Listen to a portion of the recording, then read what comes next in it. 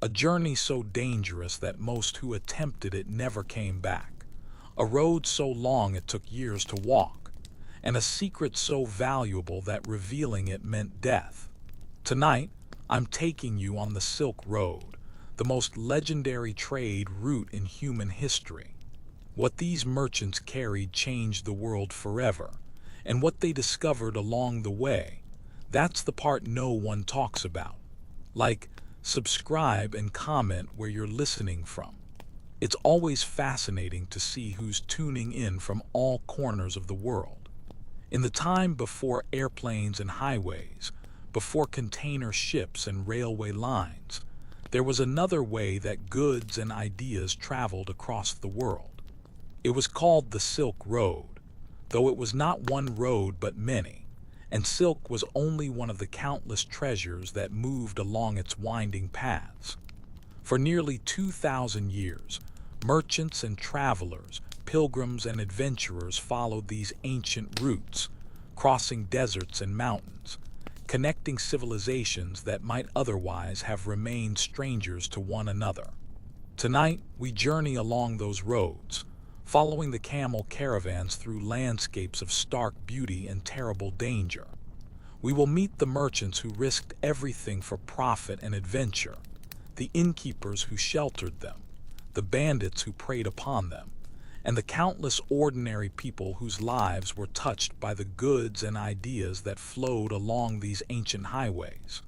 Close your eyes and imagine a world without maps as we know them, without GPS or weather forecasts, without any certainty about what lay beyond the next mountain pass. Imagine setting out on a journey that might take years to complete, knowing that many who attempted it never returned.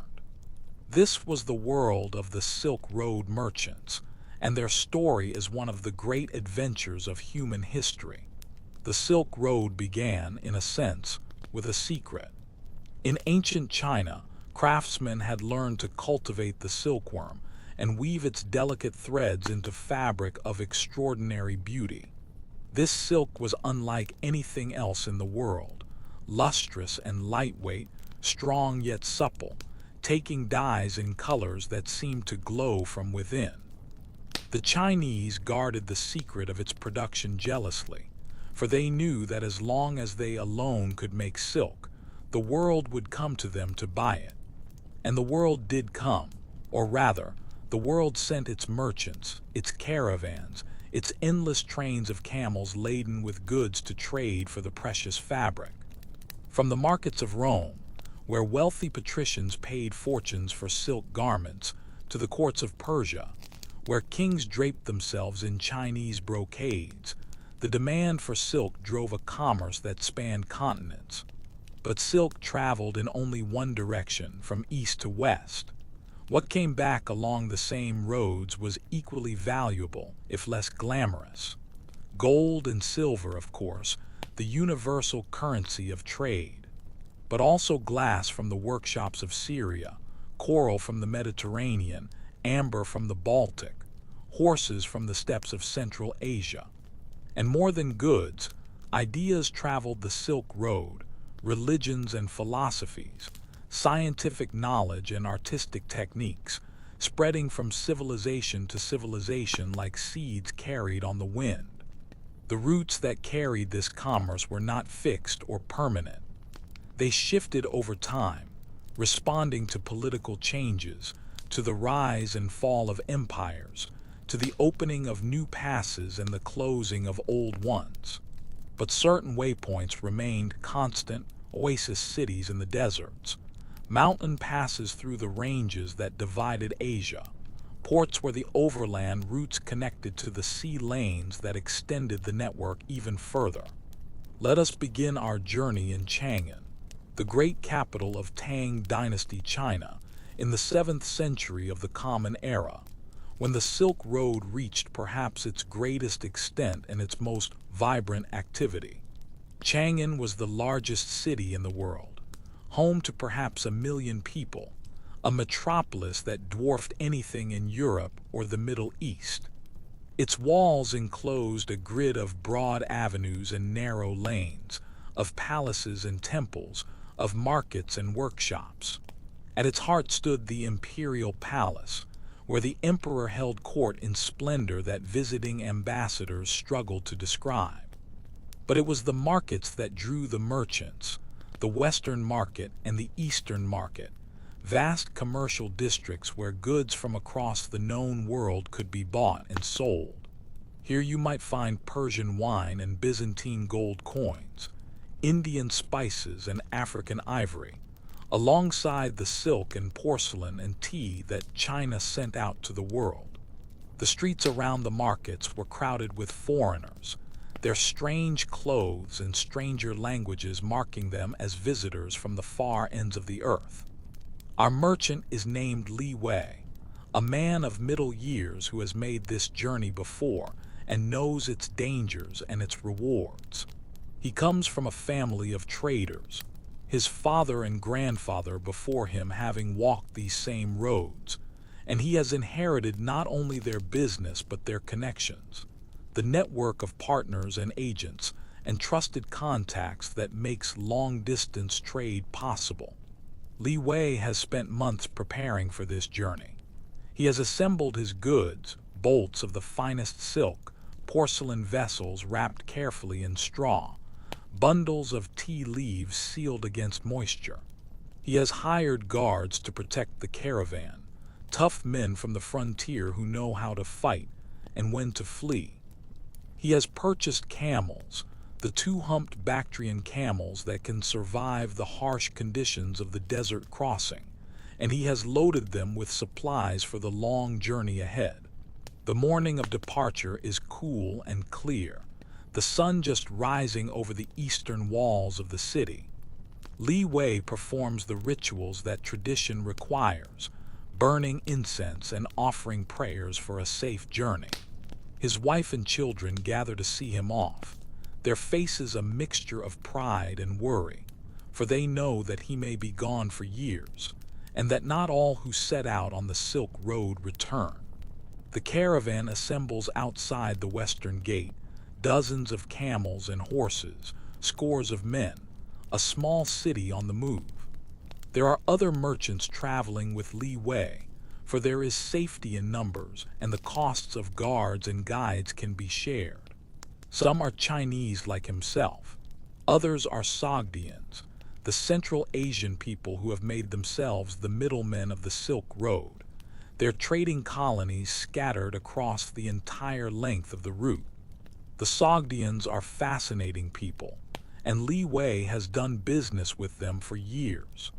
They come from the cities of Samarkand and Bukhara, oasis settlements in the heart of Central Asia, and they have spread their trading networks in every direction.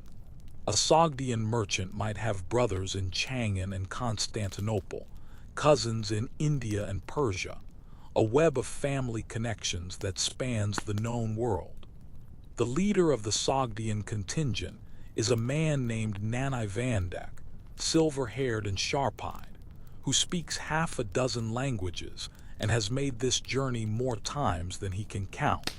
He and Li Wei have traveled together before and have learned to trust each other, a valuable thing in a business where trust can mean the difference between profit and ruin. The caravan moves out as the sun clears the horizon, passing through the gate and onto the road that leads west.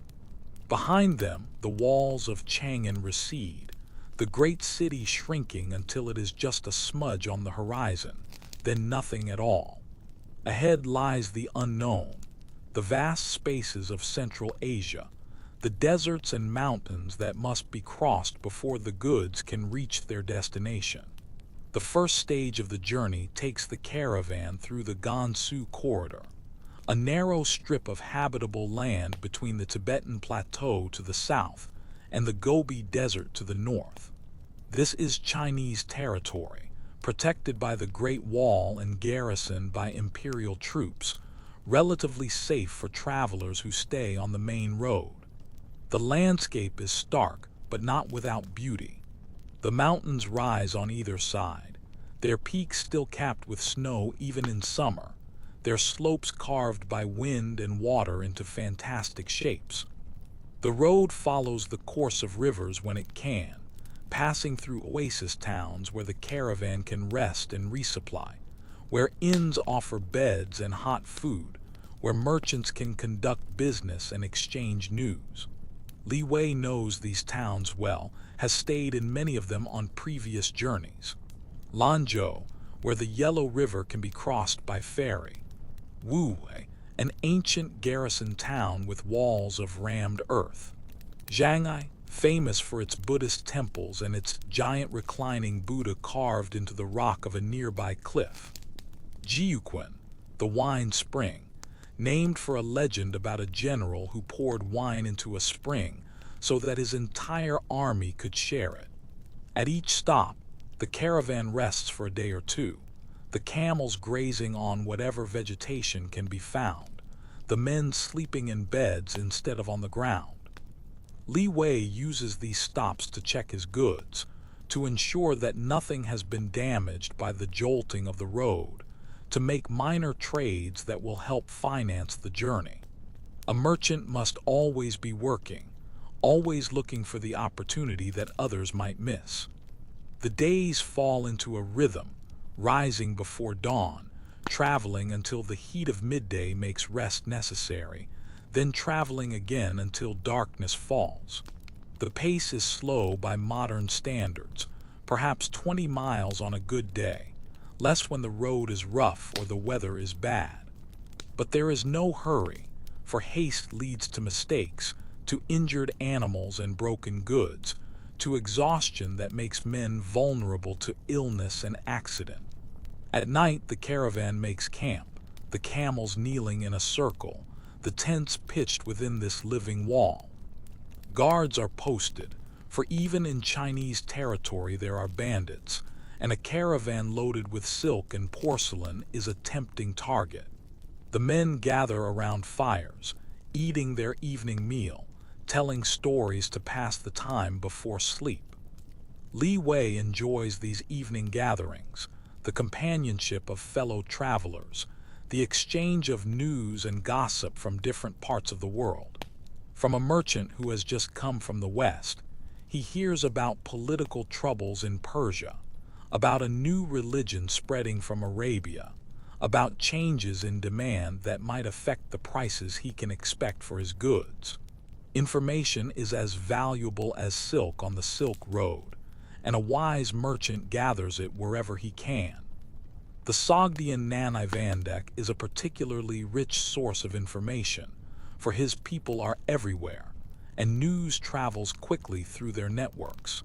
He tells Li Wei about conditions further along the route, about which passes are open and which are blocked by snow, about which local rulers are friendly to merchants and which are hostile.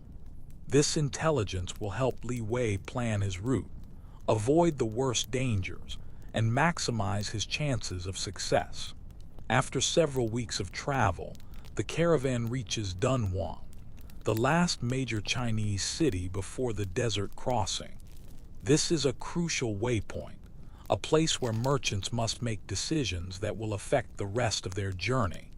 From here, two main routes lead west, the northern route skirting the edge of the Taklamakan Desert, the southern route doing the same on the opposite side. Both are dangerous, both have their advantages and disadvantages, and the choice between them depends on many factors. Li Wei decides on the southern route, based on the information he has gathered and his own experience of previous journeys. The southern route is longer but passes through more oasis towns, offering more opportunities for rest and resupply. It is also less likely to be affected by the political instability that Nanai Vandak has warned him about in the north. But before setting out on the desert crossing, there is time to explore Dunhuang itself, a city unlike any other on the Silk Road. Just outside the city walls lies a complex of caves carved into the cliffs, hundreds of them, decorated with paintings and sculptures that represent centuries of Buddhist devotion. These are the Magao Caves, one of the great artistic treasures of the world, created by generations of monks and pilgrims, merchants and rulers, who sought to earn merit by beautifying this sacred site. Li Wei visits the caves, as he always does when passing through Dunhuang. He is not particularly devout, but the paintings move him nonetheless, their colors still vivid after centuries, their images of Buddhas and Bodhisattvas, of celestial beings and earthly donors, telling stories that transcend language and culture. He makes a small donation to the monks who maintain the caves, more from superstition than faith, hoping that this gesture might bring good fortune on the dangerous journey ahead. The caravan rests in Dunhuang for several days, preparing for the desert crossing. Water containers are filled, food supplies are checked, the camels are examined for any sign of illness or injury. Everything must be in order, for once the caravan enters the Taklamakan, there will be no turning back, no possibility of rescue if something goes wrong. The name Taklamakan is said to mean, "Go in and you won't come out," and the desert has earned its reputation. It is one of the harshest environments on Earth, a vast sea of sand dunes that shift with the wind, erasing tracks and landmarks, swallowing unwary travelers without a trace. The temperatures are extreme, scorching hot during the day, freezing cold at night. Water is scarce, found only at the oasis towns that dot the edges of the desert, and a caravan that misses one of these oases may not survive to reach the next. The morning of departure is solemn, the men quiet and focused, aware of what lies ahead. Li Wei checks his goods one final time, adjusts the loads on the camels, speaks a few words of encouragement to his men. Then the caravan moves out, leaving the walls of Dunhuang behind, heading into the desert that has claimed so many lives. The desert is beautiful in its way, a landscape of pure forms, of curves and shadows, of light that changes by the hour. The dunes rise like waves frozen in mid-motion, their surfaces rippled by the wind, their colors shifting from gold to orange to red as the sun moves across the sky. There is a silence here that is unlike any other silence, a stillness that seems to absorb sound, that makes the creak of saddle leather and the pad of camel feet seem unnaturally loud. But beauty is poor comfort when survival is at stake. Li Wei keeps his eyes on the horizon, watching for the landmarks that mark the route, the distant mountains that serve as navigation points, the occasional rock formation that indicates the caravan is still on course. The guides know these landmarks intimately, have memorized them over years of travel, and Li Wei trusts them. But he also trusts his own eyes, his own judgment developed over decades of experience. The days are brutal, the sun beating down with an intensity that seems personal, as if it were specifically targeting the small group of humans foolish enough to cross its domain. The men wrap themselves in layers of cloth, protecting their skin from the burning rays, their eyes from the glare that reflects off the sand.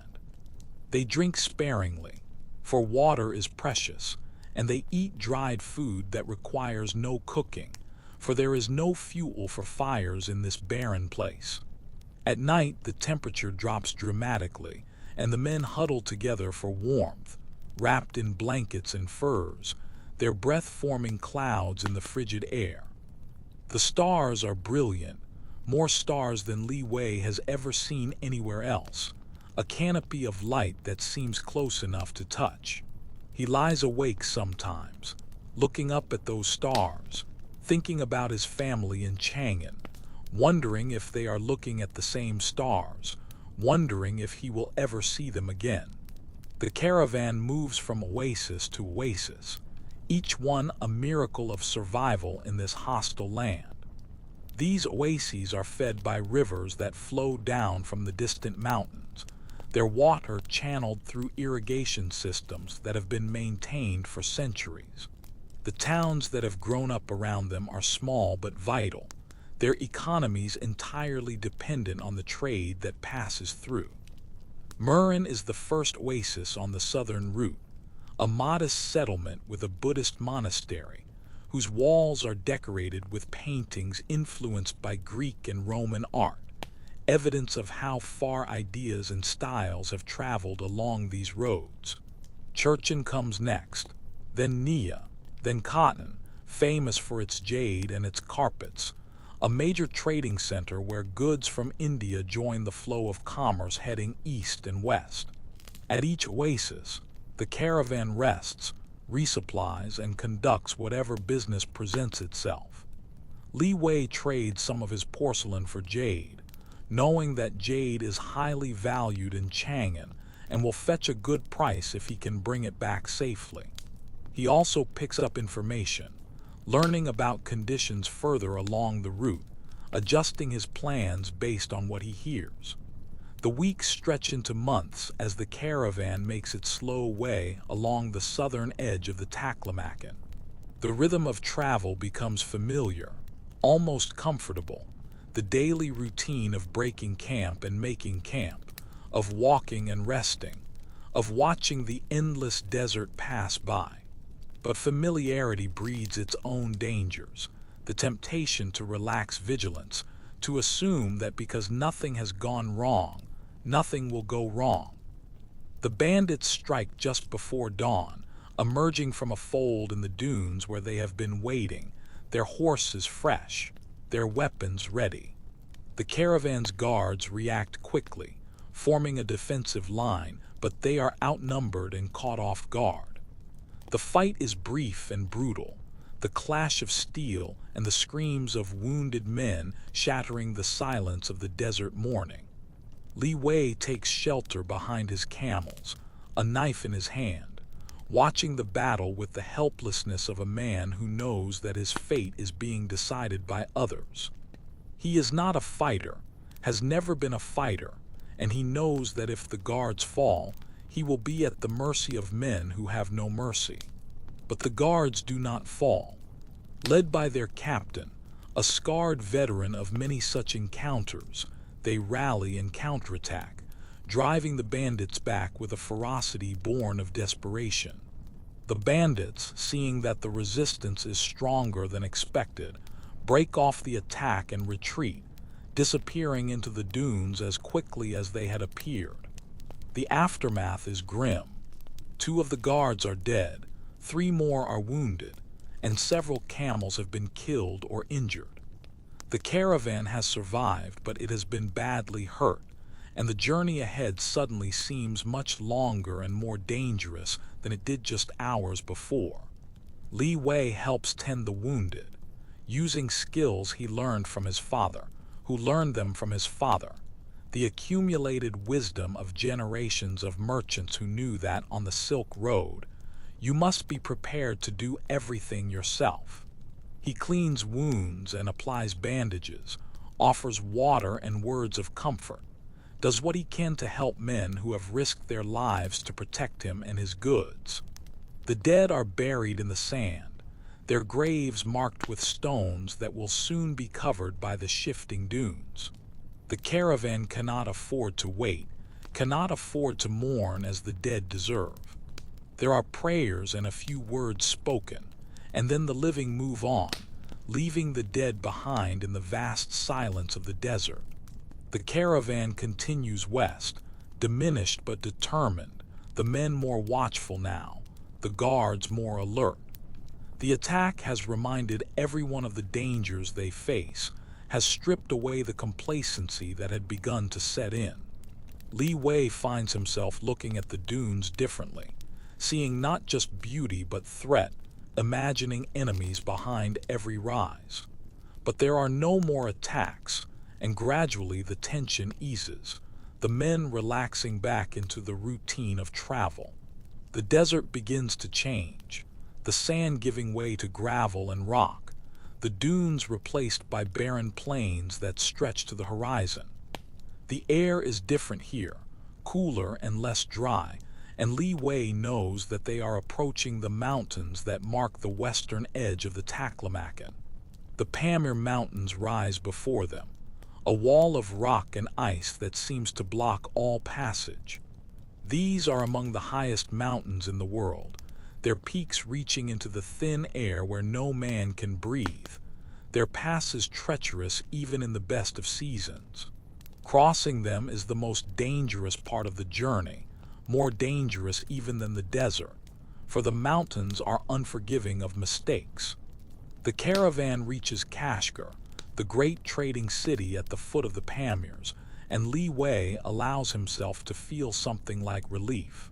They have survived the desert, have crossed one of the most hostile landscapes on Earth, and they are still alive, still in possession of most of their goods. Whatever comes next, they have already accomplished something remarkable. Kashgar is a wonder, a city where East meets West in a swirl of languages and cultures, where Chinese merchants mingle with Persians and Indians, where Buddhist temples stand alongside Zoroastrian fire temples and the mosques of the newly arrived Muslims. The bazaar is legendary, a maze of covered streets where anything can be bought or sold, where the goods of half the world are piled in glittering heaps. Li Wei spends several weeks in Kashgar, resting, resupplying, and conducting business. He sells some of his silk to merchants who will take it further west, to Persia and beyond, and he uses the proceeds to buy goods that are valued in China, rugs and metalwork, glassware and gems. A successful merchant does not simply transport goods from one place to another. He transforms his cargo along the way, trading and exchanging, always trying to increase the value of what he carries. The Sogdian Nanai Vandak decides to remain in Kashgar, having reached the destination he had in mind from the beginning. He and Li Wei part as friends, exchanging gifts and promises to do business again in the future. Li Wei will miss his wisdom and his stories, but he understands that every merchant has his own path to follow, his own calculations of profit and risk. The crossing of the Pamirs begins in early summer, when the passes are as clear as they ever get, when the weather is as favorable as it ever is. Even so, the journey is grueling, a continuous climb up steep trails that wind between peaks of impossible height, through air that grows thinner with every step. The camels struggle with the altitude, their broad feet slipping on the rocky paths, their breathing labored in the thin air. Some of them die, unable to cope with conditions so different from the deserts where they evolved, and their loads must be distributed among the surviving animals. Every death is a loss, a reduction in the cargo that can be carried, a blow to the profits that Li Wei hopes to make. The men struggle too, gasping for breath, their heads aching, their movements slow and clumsy. Some develop the mountain sickness that kills without warning, the fluid that fills the lungs and drowns from within. Li Wei has seen men die this way, has watched them cough and struggle and finally go still, and he fears it with a cold terror that never quite leaves him. But he presses on, because there is no alternative, because to turn back now would mean losing everything he has invested, everything he has risked. The summit of the pass is not far. The guides assure him, just another day, just another few hours. He chooses to believe them because belief is all he has. The pass is called the Torugard, a gap in the mountains that has been used by travelers for thousands of years.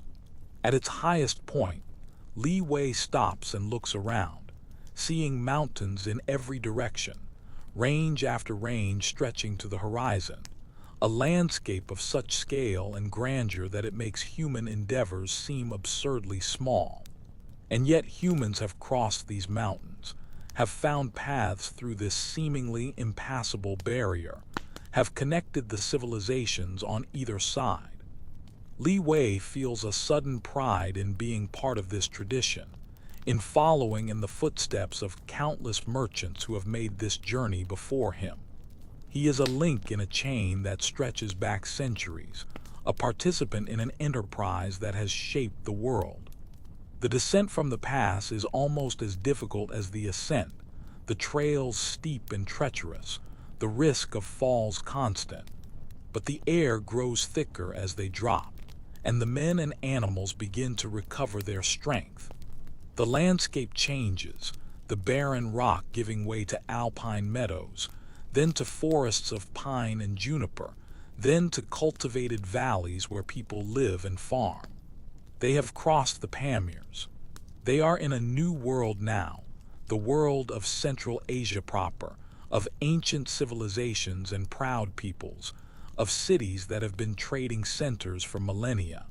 The journey is far from over, but a major obstacle has been overcome, and Li Wei allows himself to feel something like optimism. The road leads down into the Fergana Valley, one of the most fertile regions of Central Asia, famous for its horses and its agriculture. The horses of Fergana were legendary in China, known as the heavenly horses that sweated blood, and Chinese emperors had sent armies across the entire width of Asia to obtain them. Li Wei has no interest in horses, but he appreciates the irony of walking through a land that had once been the object of such desire. The valley is beautiful, green and well-watered, a paradise after the deserts and mountains that have occupied so many months. The caravan moves along roads lined with orchards and vineyards, past fields of wheat and cotton, through villages where people stop to stare at the strange procession of camels and foreign merchants. The great city of the valley is Samarkand, and it is here that Li Wei plans to spend the winter, resting and trading, preparing for the next stage of the journey. Samarkand is one of the oldest cities in the world, a crossroads where civilizations have met and mixed for thousands of years. Alexander the Great passed through here on his way to India. The Arabs conquered it and made it a center of Islamic learning. Now it is ruled by Turks, but its population is as diverse as ever, a mixture of peoples and cultures that reflects its position at the heart of the Silk Road. Li Wei finds lodging in the merchant quarter, a caravanserai where traders from across Asia gather to do business.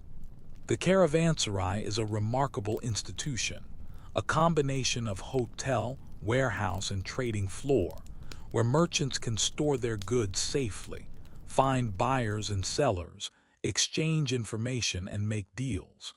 The one in Samarkand is among the largest on the Silk Road, a sprawling complex with hundreds of rooms arranged around a central courtyard.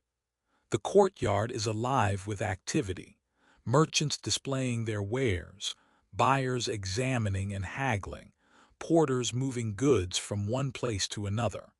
The languages being spoken are countless: Chinese and Persian, Arabic and Turkish, Indian dialects and languages Li Wei has never heard before. Yet business gets done somehow, through interpreters and gestures, through the universal language of commerce that all traders understand. Li Wei displays his remaining silk in a space he has rented in the courtyard, spreading the bolts on low tables, letting the fabric speak for itself. The silk is beautiful, its colors rich and deep, its texture smooth and lustrous. Buyers come to examine it, to feel it between their fingers, to hold it up to the light. Some make offers, and Li Wei haggles with them, knowing that the first price is never the final price, that negotiation is expected and even enjoyed. Over the course of several weeks, he sells most of his silk, achieving prices that will make the journey profitable even after all the losses and expenses. He uses the proceeds to buy goods that are valued in China, the famous carpets of Persia, the metalwork of the Islamic world, the glassware that is among the most sophisticated in the world. His cargo is transforming, becoming something different from what it was when he left Chang'an, something that will be even more valuable when he returns. The winter passes pleasantly, the rhythm of trade punctuated by the pleasures of a great city. Li Wei visits the bazaars and the mosques, the madrasas where scholars study the Quran, the gardens where wealthy men relax in the shade of fruit trees. He attends banquets hosted by fellow merchants, where food and wine flow freely, where deals are made and relationships are built. He even takes a temporary wife, as traveling merchants often do, a local woman who provides companionship and comfort during the long months away from home. But always in the back of his mind is the thought of the journey that remains, the distance that still separates him from his family, his home, his real life. Samarkand is pleasant, but it is not where he belongs. When spring comes and the mountain passes clear, he will move on, continuing the journey that he began so many months ago. The spring caravan that departs Samarkand is different from the one that left Chang'an. Many of the original members have gone their own ways, some remaining in the cities along the route, others turning back toward China, still others joining caravans heading in different directions. New faces have taken their places, merchants and guards who are traveling west, who will accompany Li Wei for this stage of the journey. Among the new companions is a Persian merchant named Rostam, who is returning home after years of trading in the East. Rostam is a storyteller, a man who seems to have an inexhaustible supply of tales about the lands and peoples he has encountered. Li Wei enjoys his company, finds himself looking forward to the evening gatherings where Rostam holds forth, his voice rising and falling, his hands gesturing to emphasize the drama of his narratives. The road from Samarkand leads west through lands that are increasingly unfamiliar to Li Wei. He has never been this far from China before, has only heard stories about the regions that lie ahead. The landscape changes as they travel, the mountains giving way to steppes, the steppes giving way to deserts, each new environment bringing its own challenges and its own beauty. The city of Merv appears on the horizon, a smudge of green in the brown expanse of the desert, an oasis that has been a center of civilization for thousands of years. Merv is one of the great cities of the Islamic world, a center of learning and culture, home to libraries and scholars whose fame has spread across the known world. It is also a major trading center, a waypoint where the Silk Road meets the routes leading south to India and north to the steppes. Li Wei spends several weeks in Merv, as he spent time in Samarkand, trading and preparing for the next stage of the journey. He is growing accustomed to these long pauses, these periods of rest between the hardships of travel. They give him time to recover his strength, to assess his situation, to plan for what lies ahead. The goods he carries now are different from what he started with, and different from what he bought in Samarkand. He has been trading all along, exchanging one thing for another, always trying to increase the value of his cargo. The silk is long gone, sold in Kashgar and Samarkand, replaced by carpets and metalwork, glassware and gems, spices and perfumes. His cargo is becoming more valuable as he travels west, for these goods are rarer in the markets of the Middle East, where they will command premium prices. The journey continues, through landscapes that Li Wei could never have imagined before he set out on this journey. The ruins of ancient cities appear beside the road, their walls crumbling, their streets empty, reminders of civilizations that flourished and then vanished.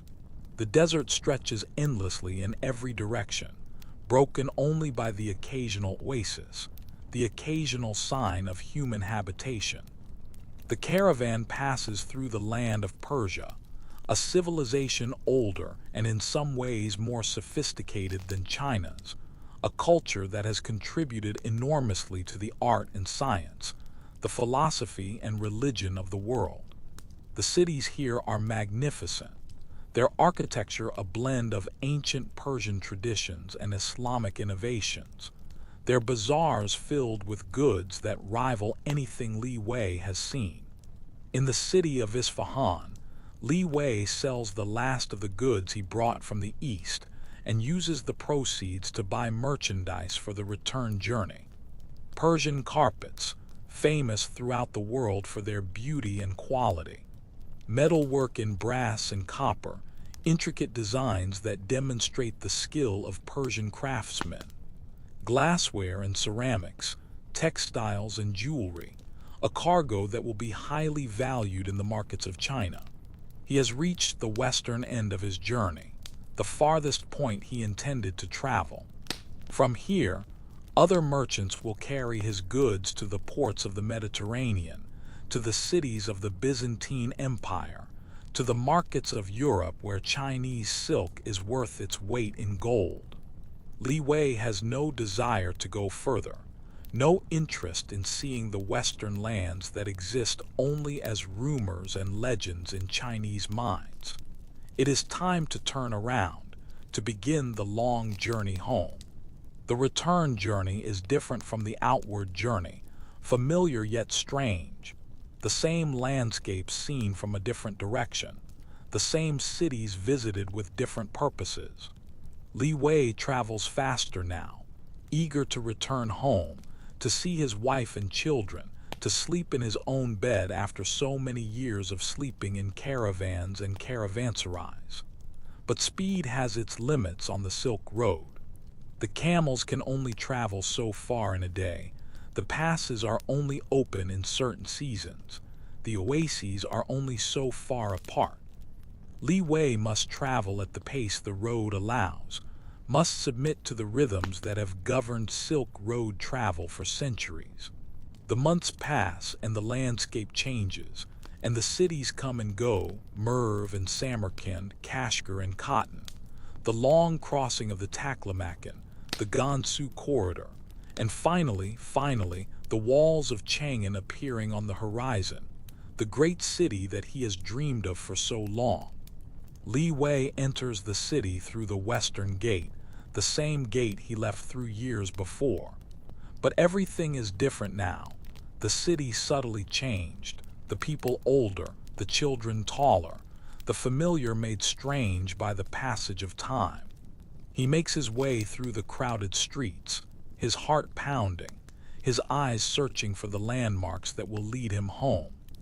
His house is as he left it, the courtyard swept, the windows bright, the door opening to reveal the face of his wife, aged but still beautiful, her eyes filling with tears as she recognizes the man standing before her. They embrace, holding each other for a long moment, saying nothing, because there is nothing that needs to be said. The children gather around, excited and shy, remembering their father but not quite sure how to behave toward this stranger who has finally returned.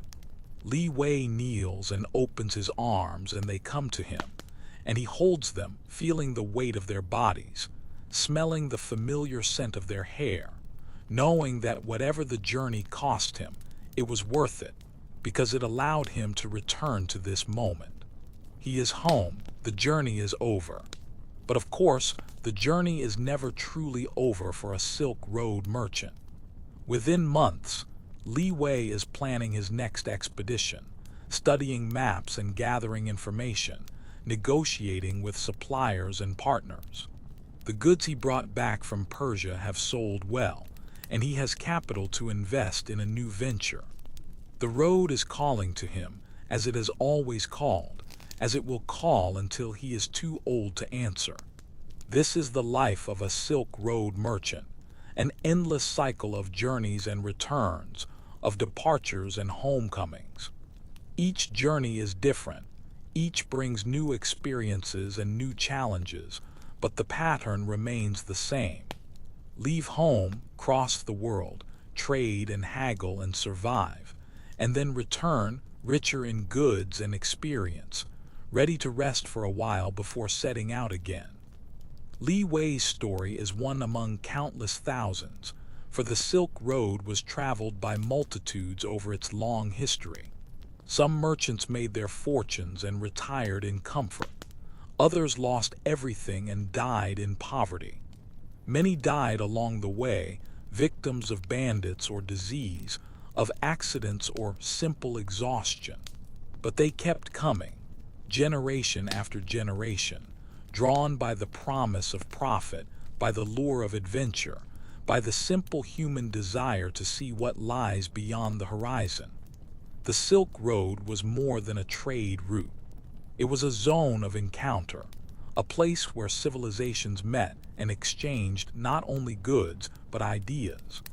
The religions that spread along its paths transformed the spiritual landscape of Asia. Buddhism traveled from India to China, where it became one of the dominant faiths. Islam traveled from Arabia to Central Asia and beyond, converting whole peoples to its message. Christianity traveled east as well, establishing communities in places as remote as Tang Dynasty China. Ideas traveled too, scientific knowledge and philosophical concepts, artistic techniques and literary forms. The decimal system that we use for mathematics today traveled from India along the Silk Road, reaching the Islamic world and eventually Europe. Paper traveled from China to the West, revolutionizing the preservation and transmission of knowledge. Artistic styles blended and influenced each other, creating hybrid forms that were neither purely Eastern nor purely Western. The goods that traveled the Silk Road transformed the economies and cultures of the regions they reached.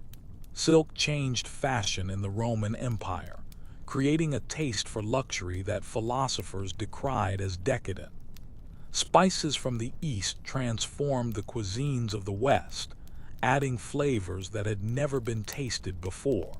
Technologies traveled as well: the compass and the printing press, gunpowder and porcelain, innovations that would reshape the world. All of this was made possible by the merchants, the men and women who risked their lives and fortunes to carry goods across thousands of miles of hostile territory. They were not heroes in the conventional sense, not warriors or saints, not kings or prophets. They were business people, motivated by profit, driven by the simple desire to buy low and sell high.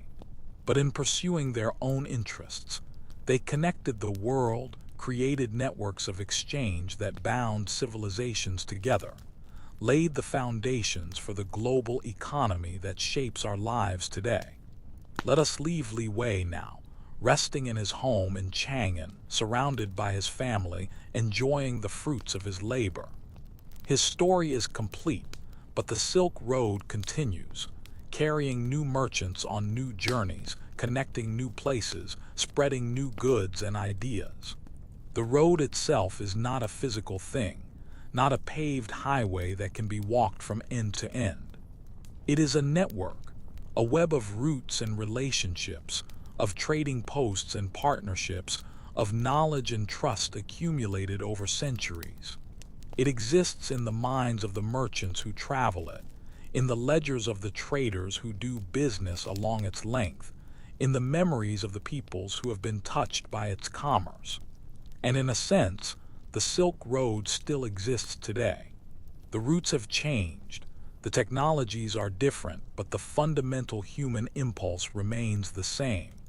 We still trade goods across vast distances, still connect places that would otherwise be strangers to each other, still exchange not only products but ideas, not only merchandise but culture. The container ships and cargo planes of today are the descendants of the camel caravans of Li Wei's time, carrying on a tradition that is as old as civilization itself. As you drift towards sleep, imagine yourself on that ancient road, following the paths that countless travelers have followed before you. The desert stretches around you, the mountains rise in the distance, the stars wheel overhead in the clear night sky. You are part of something larger than yourself, a participant in an enterprise that has connected humanity for thousands of years. The camels pad softly through the sand, their footsteps muffled, their breathing steady. The other travelers sleep around you, wrapped in blankets and dreams. The fire has burned low, its embers glowing faintly, providing just enough light to see the outlines of the camp. Tomorrow there will be more travel, more challenges, more wonders to see and experiences to absorb. But for now, there is only rest, only the peace of the night, only the silence of the desert that has witnessed so many journeys and will witness so many more. The oasis cities of the Silk Road have their own stories, tales of rise and fall, of prosperity and decline, of civilizations that flourished for centuries and then vanished almost without a trace. Let us visit some of these cities now, walking through their streets and markets, meeting the people who made them great. Samarkand, the jewel of Central Asia, has been continuously inhabited for thousands of years. Its name appears in the records of Alexander the Great, who conquered it on his way to India. The Persians ruled it, then the Arabs, then the Turks, each leaving their mark on its architecture and culture. The Registan, its great central square, is surrounded by madrasas covered in brilliant blue tiles, a sight that has stunned visitors for centuries. The people of Samarkand were famous for their paper, a technology they learned from Chinese prisoners captured in battle. Samarkand paper was prized throughout the Islamic world for its quality and durability, and the city became a center of manuscript production, preserving and transmitting the knowledge of the ancient world. Without Samarkand paper, much of classical learning might have been lost. Bukhara, Samarkand's rival and neighbor, was another great center of learning and trade. Its library was said to contain hundreds of thousands of volumes, and scholars came from across the Islamic world to study in its madrasas. The physician Avicenna was born near Bukhara and educated in its schools, and his medical writings would influence doctors in both East and West for centuries. Kashgar, at the western edge of China, was the gateway between worlds, the place where the northern and southern routes around the Taklamakan rejoined and the mountain crossings began. Its Sunday market was legendary, drawing traders from across Central Asia to buy and sell everything from livestock to silk, from carpets to spices. Even today, the market continues, a living link to the ancient commerce of the Silk Road. Dunhuang, at the eastern edge of the desert, guarded the entrance to China proper. Its caves, decorated by generations of devoted artists, contain some of the finest Buddhist art in the world, a treasure that was hidden and forgotten for centuries until a Taoist priest discovered a sealed chamber filled with thousands of ancient manuscripts. These manuscripts, in languages ranging from Chinese to Sanskrit to lost tongues that scholars are still deciphering, provide an invaluable window into the life of the medieval Silk Road. Each of these cities had its own character, its own specialties, its own role in the vast network of commerce and culture that the Silk Road represented. Together, they formed a chain of civilization across some of the most inhospitable terrain on Earth, proving that human ingenuity and determination can overcome almost any obstacle. The travelers of the Silk Road were not only merchants. Pilgrims made the journey as well, seeking spiritual enlightenment in distant lands.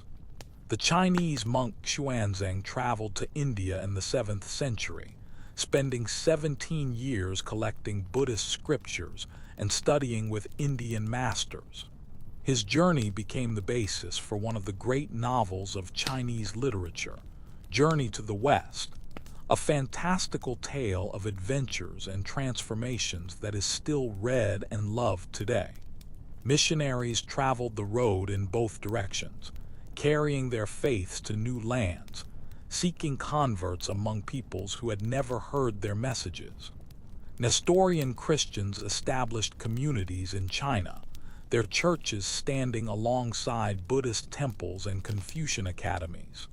Manichaeans brought their dualistic religion from Persia, finding followers among the nomadic peoples of the steppes. Zoroastrians fled the Arab conquest of their homeland, carrying their sacred fires to new locations where they could worship in peace. Diplomats and ambassadors traveled the Silk Road, carrying messages between rulers, negotiating treaties, and spying on potential enemies. The Byzantine Empire and Tang China exchanged embassies, two great civilizations at opposite ends of the known world reaching out to each other across thousands of miles.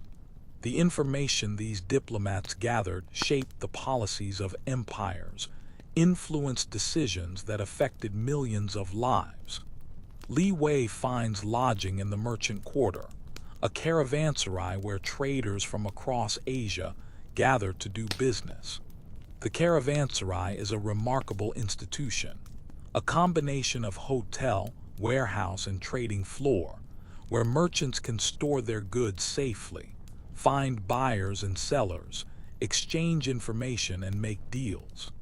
The one in Samarkand is among the largest on the Silk Road, a sprawling complex with hundreds of rooms arranged around a central courtyard. The courtyard is alive with activity, merchants displaying their wares, buyers examining and haggling, porters moving goods from one place to another. The languages being spoken are countless: Chinese and Persian, Arabic and Turkish, Indian dialects and languages Li Wei has never heard before. Yet business gets done somehow, through interpreters and gestures, through the universal language of commerce that all traders understand. Li Wei displays his remaining silk in a space he has rented in the courtyard, spreading the bolts on low tables, letting the fabric speak for itself. The silk is beautiful, its colors rich and deep, its texture smooth and lustrous. Buyers come to examine it, to feel it between their fingers, to hold it up to the light. Some make offers, and Li Wei haggles with them, knowing that the first price is never the final price, that negotiation is expected and even enjoyed. Over the course of several weeks, he sells most of his silk, achieving prices that will make the journey profitable even after all the losses and expenses. He uses the proceeds to buy goods that are valued in China, the famous carpets of Persia, the metalwork of the Islamic world, the glassware that is among the most sophisticated in the world. His cargo is transforming, becoming something different from what it was when he left Chang'an, something that will be even more valuable when he returns. The winter passes pleasantly, the rhythm of trade punctuated by the pleasures of a great city. Li Wei visits the bazaars and the mosques, the madrasas where scholars study the Quran, the gardens where wealthy men relax in the shade of fruit trees. He attends banquets hosted by fellow merchants, where food and wine flow freely, where deals are made and relationships are built. He even takes a temporary wife, as traveling merchants often do, a local woman who provides companionship and comfort during the long months away from home. But always in the back of his mind is the thought of the journey that remains, the distance that still separates him from his family, his home, his real life. Samarkand is pleasant, but it is not where he belongs. When spring comes and the mountain passes clear, he will move on, continuing the journey that he began so many months ago. The spring caravan that departs Samarkand is different from the one that left Chang'an. Many of the original members have gone their own ways, some remaining in the cities along the route, others turning back toward China, still others joining caravans heading in different directions. New faces have taken their places, merchants and guards who are traveling west, who will accompany Li Wei for this stage of the journey. Among the new companions is a Persian merchant named Rostam, who is returning home after years of trading in the East. Rostam is a storyteller, a man who seems to have an inexhaustible supply of tales about the lands and peoples he has encountered. Li Wei enjoys his company, finds himself looking forward to the evening gatherings where Rostam holds forth, his voice rising and falling, his hands gesturing to emphasize the drama of his narratives. The road from Samarkand leads west through lands that are increasingly unfamiliar to Li Wei. He has never been this far from China before, has only heard stories about the regions that lie ahead. The landscape changes as they travel, the mountains giving way to steppes, the steppes giving way to deserts, each new environment bringing its own challenges and its own beauty. The city of Merv appears on the horizon, a smudge of green in the brown expanse of the desert, an oasis that has been a center of civilization for thousands of years. Merv is one of the great cities of the Islamic world, a center of learning and culture, home to libraries and scholars whose fame has spread across the known world. It is also a major trading center, a waypoint where the Silk Road meets the routes leading south to India and north to the steppes. Li Wei spends several weeks in Merv, as he spent time in Samarkand, trading and preparing for the next stage of the journey. He is growing accustomed to these long pauses, these periods of rest between the hardships of travel. They give him time to recover his strength, to assess his situation, to plan for what lies ahead. The goods he carries now are different from what he started with, and different from what he bought in Samarkand. He has been trading all along, exchanging one thing for another, always trying to increase the value of his cargo. The silk is long gone, sold in Kashgar and Samarkand, replaced by carpets and metalwork, glassware and gems, spices and perfumes. His cargo is becoming more valuable as he travels west, for these goods are rarer in the markets of the Middle East, where they will command premium prices. The journey continues, through landscapes that Li Wei could never have imagined before he set out on this journey. The ruins of ancient cities appear beside the road, their walls crumbling, their streets empty, reminders of civilizations that flourished and then vanished. The desert stretches endlessly in every direction, broken only by the occasional oasis, the occasional sign of human habitation. The caravan passes through the land of Persia, a civilization older and in some ways more sophisticated than China's, a culture that has contributed enormously to the art and science, the philosophy and religion of the world. The cities here are magnificent, their architecture a blend of ancient Persian traditions and Islamic innovations, their bazaars filled with goods that rival anything Li Wei has seen. In the city of Isfahan, Li Wei sells the last of the goods he brought from the east and uses the proceeds to buy merchandise for the return journey. Persian carpets, famous throughout the world for their beauty and quality. Metalwork in brass and copper, intricate designs that demonstrate the skill of Persian craftsmen. Glassware and ceramics, textiles and jewelry, a cargo that will be highly valued in the markets of China. He has reached the western end of his journey, the farthest point he intended to travel. From here, other merchants will carry his goods to the ports of the Mediterranean, to the cities of the Byzantine Empire, to the markets of Europe where Chinese silk is worth its weight in gold. Li Wei has no desire to go further, no interest in seeing the Western lands that exist only as rumors and legends in Chinese minds. It is time to turn around, to begin the long journey home. The return journey is different from the outward journey, familiar yet strange. The same landscape seen from a different direction, the same cities visited with different purposes. Li Wei travels faster now, eager to return home, to see his wife and children, to sleep in his own bed after so many years of sleeping in caravans and caravanserais. But speed has its limits on the Silk Road. The camels can only travel so far in a day. The passes are only open in certain seasons. The oases are only so far apart.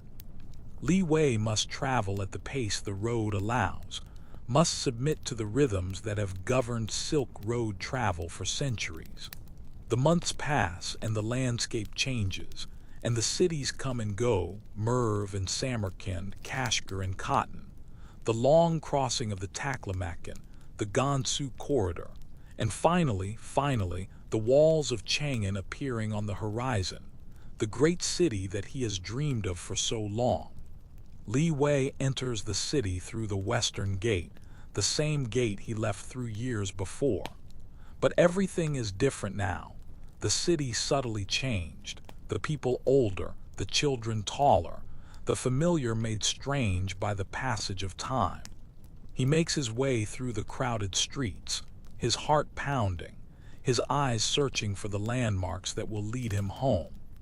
His house is as he left it, the courtyard swept, the windows bright, the door opening to reveal the face of his wife, aged but still beautiful, her eyes filling with tears as she recognizes the man standing before her. They embrace, holding each other for a long moment, saying nothing, because there is nothing that needs to be said. The children gather around, excited and shy, remembering their father but not quite sure how to behave toward this stranger who has finally returned. Li Wei kneels and opens his arms, and they come to him, and he holds them, feeling the weight of their bodies, smelling the familiar scent of their hair, knowing that whatever the journey cost him, it was worth it, because it allowed him to return to this moment. He is home, the journey is over. But of course, the journey is never truly over for a Silk Road merchant. Within months, Li Wei is planning his next expedition, studying maps and gathering information, negotiating with suppliers and partners. The goods he brought back from Persia have sold well, and he has capital to invest in a new venture. The road is calling to him, as it has always called, as it will call until he is too old to answer. This is the life of a Silk Road merchant, an endless cycle of journeys and returns, of departures and homecomings. Each journey is different, each brings new experiences and new challenges, but the pattern remains the same. Leave home, cross the world, trade and haggle and survive, and then return richer in goods and experience, ready to rest for a while before setting out again. Li Wei's story is one among countless thousands, for the Silk Road was traveled by multitudes over its long history. Some merchants made their fortunes and retired in comfort. Others lost everything and died in poverty. Many died along the way, victims of bandits or disease, of accidents or simple exhaustion. But they kept coming, generation after generation, drawn by the promise of profit, by the lure of adventure, by the simple human desire to see what lies beyond the horizon. The Silk Road was more than a trade route. It was a zone of encounter, a place where civilizations met and exchanged not only goods but ideas. The religions that spread along its paths transformed the spiritual landscape of Asia. Buddhism traveled from India to China, where it became one of the dominant faiths. Islam traveled from Arabia to Central Asia and beyond, converting whole peoples to its message. Christianity traveled east as well, establishing communities in places as remote as Tang Dynasty China. Ideas traveled too, scientific knowledge and philosophical concepts, artistic techniques and literary forms. The decimal system that we use for mathematics today traveled from India along the Silk Road, reaching the Islamic world and eventually Europe. Paper traveled from China to the West, revolutionizing the preservation and transmission of knowledge. Artistic styles blended and influenced each other, creating hybrid forms that were neither purely Eastern nor purely Western. The goods that traveled the Silk Road transformed the economies and cultures of the regions they reached. Silk changed fashion in the Roman Empire, creating a taste for luxury that philosophers decried as decadent. Spices from the East transformed the cuisines of the West, adding flavors that had never been tasted before. Technologies traveled as well: the compass and the printing press, gunpowder and porcelain, innovations that would reshape the world. All of this was made possible by the merchants, the men and women who risked their lives and fortunes to carry goods across thousands of miles of hostile territory. They were not heroes in the conventional sense, not warriors or saints, not kings or prophets. They were business people, motivated by profit, driven by the simple desire to buy low and sell high. But in pursuing their own interests, they connected the world, created networks of exchange that bound civilizations together, laid the foundations for the global economy that shapes our lives today. Let us leave Li Wei now, resting in his home in Chang'an, surrounded by his family, enjoying the fruits of his labor. His story is complete, but the Silk Road continues, carrying new merchants on new journeys, connecting new places, spreading new goods and ideas. The road itself is not a physical thing, not a paved highway that can be walked from end to end. It is a network, a web of routes and relationships, of trading posts and partnerships, of knowledge and trust accumulated over centuries. It exists in the minds of the merchants who travel it, in the ledgers of the traders who do business along its length, in the memories of the peoples who have been touched by its commerce. And in a sense, the Silk Road still exists today. The routes have changed, the technologies are different, but the fundamental human impulse remains the same. We still trade goods across vast distances, still connect places that would otherwise be strangers to each other, still exchange not only products but ideas, not only merchandise but culture. The container ships and cargo planes of today are the descendants of the camel caravans of Li Wei's time, carrying on a tradition that is as old as civilization itself. As you drift toward sleep, imagine yourself on that ancient road, following the paths that countless travelers have followed before you. The desert stretches around you, the mountains rise in the distance, the stars wheel overhead in the clear night sky. You are part of something larger than yourself, a participant in an enterprise that has connected humanity for thousands of years. The camels pad softly through the sand, their footsteps muffled, their breathing steady. The other travelers sleep around you, wrapped in blankets and dreams. The fire has burned low, its embers glowing faintly, providing just enough light to see the outlines of the camp. Tomorrow there will be more travel, more challenges, more wonders to see and experiences to absorb.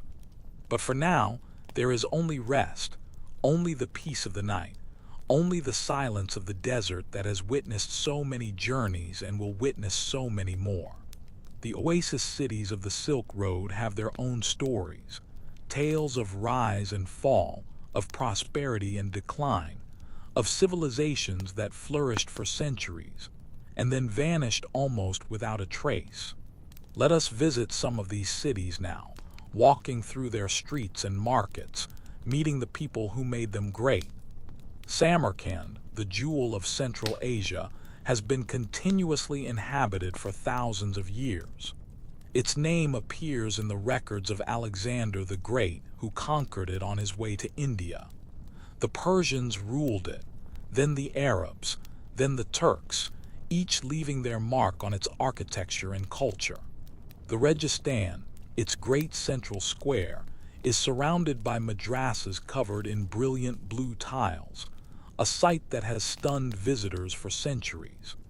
The people of Samarkand were famous for their paper, a technology they learned from Chinese prisoners captured in battle. Samarkand paper was prized throughout the Islamic world for its quality and durability, and the city became a center of manuscript production, preserving and transmitting the knowledge of the ancient world. Without Samarkand paper, much of classical learning might have been lost. Bukhara, Samarkand's rival and neighbor, was another great center of learning and trade. Its library was said to contain hundreds of thousands of volumes, and scholars came from across the Islamic world to study in its madrasas. The physician Avicenna was born near Bukhara and educated in its schools, and his medical writings would influence doctors in both East and West for centuries. Kashgar, at the western edge of China, was the gateway between worlds, the place where the northern and southern routes around the Taklamakan rejoined and the mountain crossings began. Its Sunday market was legendary, drawing traders from across Central Asia to buy and sell everything from livestock to silk, from carpets to spices. Even today, the market continues, a living link to the ancient commerce of the Silk Road. Dunhuang, at the eastern edge of the desert, guarded the entrance to China proper. Its caves, decorated by generations of devoted artists, contained some of the finest Buddhist art in the world, a treasure that was hidden and forgotten for centuries, until a Taoist priest discovered a sealed chamber filled with thousands of ancient manuscripts.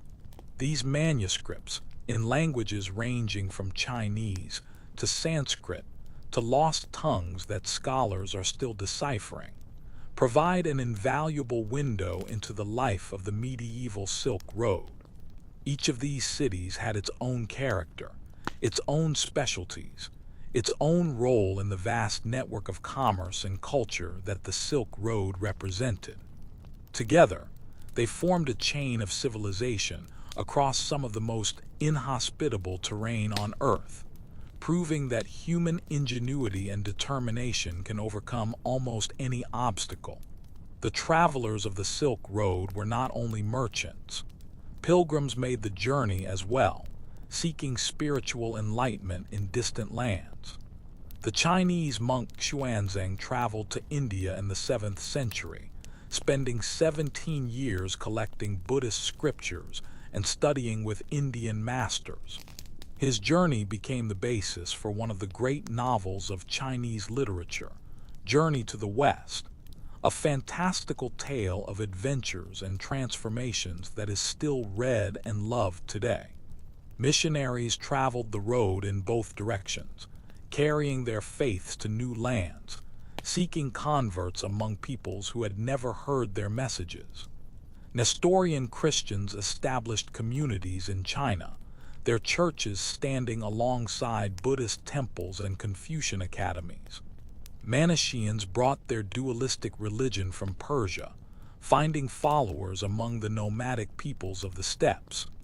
Zoroastrians fled the Arab conquest of their homeland, carrying their sacred fires to new locations where they could worship in peace. Diplomats and ambassadors traveled the Silk Road, carrying messages between rulers, negotiating treaties, and spying on potential enemies. The Byzantine Empire and Tang China exchanged embassies, two great civilizations at opposite ends of the known world reaching out to each other across thousands of miles. The information these diplomats gathered shaped the policies of empires, influenced decisions that affected millions of lives. Soldiers traveled the road as well, armies marching to conquer or to defend, leaving destruction in their wake, but also opening new routes and establishing new connections. Alexander's conquests spread Greek culture across Central Asia, creating a legacy that persisted for centuries. The Arab conquest spread Islam, transforming the religious landscape of the entire region. The Mongol conquests, the most devastating of all, would paradoxically usher in the Silk Road's greatest period of prosperity. And ordinary people traveled too, refugees fleeing war or persecution, migrants seeking new opportunities, adventurers simply curious about what lay beyond the horizon. Their stories are mostly lost, unrecorded by the chroniclers who cared only about the powerful and the famous. But they were there, walking the same roads, facing the same dangers, contributing in their own ways to the great flow of humanity that the Silk Road channeled. The Mongol Empire, which dominated Asia in the 13th and 14th centuries, created the conditions for the Silk Road's golden age. By conquering virtually the entire length of the route, from China to Persia, the Mongols created a unified political space where merchants could travel without crossing hostile borders, where a single system of law and order prevailed, where the dangers of the road were reduced, if not eliminated. The Mongols themselves were not merchants, but they understood the value of trade and did everything they could to encourage it. They built roads and bridges, established relay stations where travelers could change horses and find shelter, posted guards to protect caravans from bandits. They issued passports that guaranteed safe conduct throughout their empire, and they punished severely anyone who interfered with legitimate commerce. Under Mongol rule, the Silk Road became safer and more efficient than it had ever been. Journey times decreased, costs fell, and the volume of trade increased dramatically. Goods that had once been rare and expensive became more common, accessible to a wider range of people. Ideas and technologies spread faster, carried by travelers who could now move freely across vast distances. This was the era when Europeans first became seriously interested in the East. Marco Polo's famous journey to China took place under Mongol rule, and his account of the wonders he saw there fired the imagination of Europe. Other Europeans followed in his footsteps, missionaries and merchants, diplomats and adventurers, all seeking to tap into the wealth and knowledge of the East. But the Mongol peace did not last. The empire fragmented into rival khanates, which soon began fighting among themselves. The Black Death, which killed perhaps a third of the world's population, disrupted trade routes and depopulated cities. New dynasties arose in China and Persia, dynasties that were less interested in long-distance trade, more focused on their own internal affairs. The Silk Road declined, though it did not entirely disappear. Caravans still traveled between East and West, but they were fewer and smaller than before, their journeys more dangerous, their profits more uncertain. The great age of overland trade was ending, soon to be superseded by the sea routes that Europeans were beginning to explore. The legacy of the Silk Road is all around us, in the goods we consume and the ideas we hold, in the technologies we use and the beliefs we cherish. The world we live in was shaped by the connections that the Silk Road created, by the exchanges that took place across its thousands of miles. The religions of Asia owe much of their spread to the Silk Road. Buddhism, born in India, became a major force in China, Korea, and Japan, largely because of the missionaries and merchants who carried it along the trade routes. Islam spread through Central Asia and into China through the same channels. Christianity, in its Nestorian form, established communities across Asia that persisted for centuries. The arts of Asia were transformed by the encounters that took place along the Silk Road. Chinese silk influenced textile production throughout the West. Persian carpets influenced decorative arts across Eurasia. Artistic styles blended and merged, creating new forms that were neither purely Eastern nor purely Western, but something new and distinctive. The sciences advanced through the exchange of knowledge along the Silk Road. Mathematical concepts traveled from India to the Islamic world and then to Europe. Astronomical observations were shared among scholars who never met in person but communicated through their writings. Medical knowledge accumulated as practitioners from different traditions compared their techniques and theories. And perhaps most importantly, the Silk Road demonstrated that civilizations could coexist and cooperate. That difference need not mean conflict. That exchange could benefit all parties. The merchants who traveled these roads were not idealists or philosophers. They were practical people, motivated by profit. But in pursuing their own interests, they created connections that transcended borders and boundaries, that brought people together across vast distances, that laid the foundations for the interconnected world we live in today. The night has grown deep, and the stories of the Silk Road are beginning to fade into the silence. The merchants and pilgrims, the soldiers and scholars, all have made their journeys and come to their rests. The caravans have reached their destinations, the goods have been traded, the profits have been counted, or the losses have been mourned.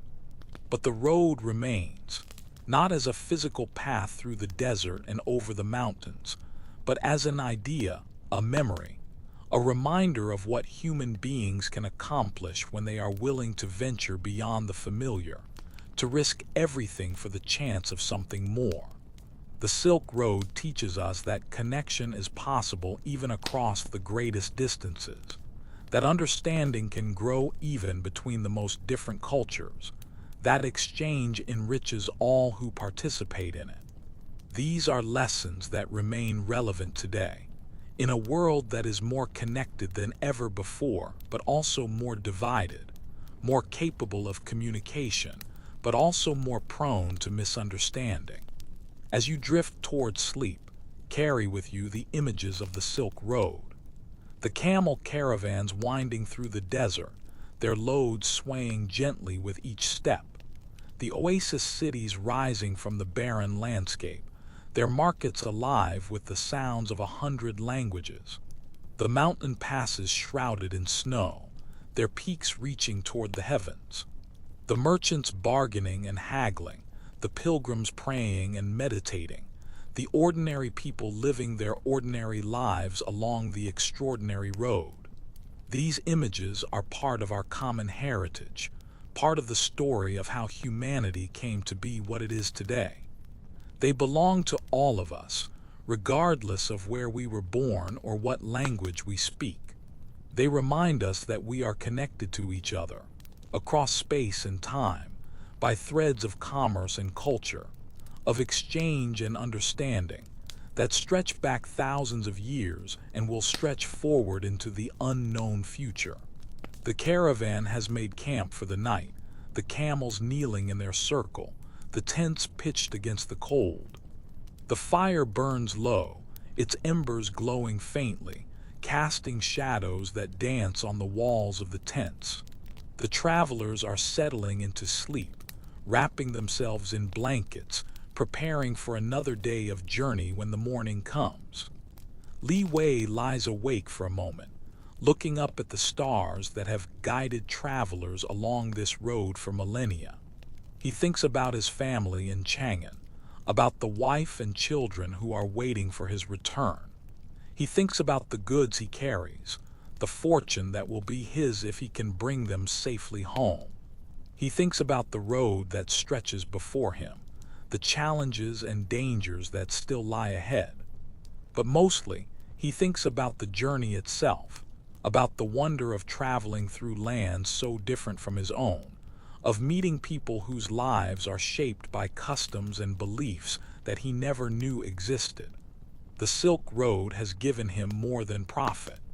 It has given him a window into the vastness of the world, a sense of how much there is to see and learn and experience beyond the boundaries of his own small life. He closes his eyes and the thoughts begin to fade, replaced by the darkness that precedes sleep. The sounds of the camp grow distant, the breathing of the camels, the murmur of the night wind, the occasional cry of a desert bird. Everything is as it should be, everything is at peace.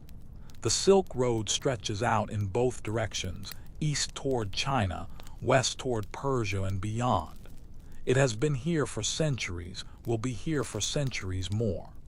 It will see countless more travelers, countless more journeys, countless more exchanges of goods and ideas. It is a river of humanity flowing across the landscape, connecting what would otherwise be separate, joining what would otherwise be divided. And in this moment, Li Wei is part of that river, one small drop in the vast flow of human commerce and culture. He is not important in the grand scheme of things, will not be remembered by history, will leave no mark that future generations will recognize. But he is here, he is alive, he is part of something larger than himself. And that is enough. Sleep comes as it always comes, as it comes to all travelers at the end of the day. The journey will continue tomorrow, will continue for weeks and months to come. But for now, there is only rest, only peace, only the silence of the desert night. The Silk Road winds through history like a thread through fabric, connecting events and peoples that might otherwise seem unrelated. The rise and fall of empires, the spread of religions, the development of technologies, all of these were influenced by the commerce and communication that the road made possible. When Rome fell, the Western Silk Road went into decline, but the Eastern routes continued, carrying goods between China and Persia, between India and Central Asia. When the Arab conquests created a new empire stretching from Spain to the borders of China, the Silk Road experienced a renaissance, with new cities rising and new connections forming. When the Mongols conquered almost the entire length of the road, trade flourished as never before, reaching heights that would not be matched for centuries. Each era left its mark on the landscape of the Silk Road. The ruins of ancient cities dot the deserts, their walls crumbling, their streets empty, their stories waiting to be told. The caves of Dunhuang preserve the art of 1,000 years, layer upon layer of paintings and sculptures created by generations of devoted artists. The monuments of Samarkand and Bukhara testify to the wealth and sophistication of the Islamic Golden Age. And the road itself, though no longer a major trade route, still exists in fragments, still winds through the mountains and deserts, still connects places that remember their glorious past. Travelers still walk these paths, tourists and pilgrims, adventurers and scholars, seeking to understand what the Silk Road was and what it meant. They find beauty, certainly, landscapes of stark grandeur that have not changed in thousands of years. They find history, the accumulated layers of human activity that the road has witnessed. They find hospitality, the generosity of peoples who have been welcoming travelers for generations beyond counting. But perhaps most importantly, they find connection, a sense of being part of something larger than themselves, of participating in a tradition that stretches back to the beginning of civilization. The Silk Road reminds us that we are not isolated individuals, not separate nations, not competing civilizations. We are all part of the same human family, connected by threads of trade and culture that crisscross the globe. The night is ending now. The stars are fading, the sky is lightening in the east, The first hint of dawn is appearing on the horizon. Soon the sun will rise and the caravan will wake and the journey will resume. But for these last few moments of darkness, there is only peace, only stillness, only the quiet breathing of travelers at rest. Li Wei sleeps on, dreaming dreams that we cannot know. Perhaps he dreams of home, of his wife and children, of the familiar streets of Chang'an. Perhaps he dreams of the road, of the adventures he has had and the adventures yet to come. Perhaps he dreams of nothing at all, his mind empty, his body resting, preparing for the demands of the day ahead. The camels sleep too, their legs folded beneath them, their heads drooping, their eyes closed against the lightening sky.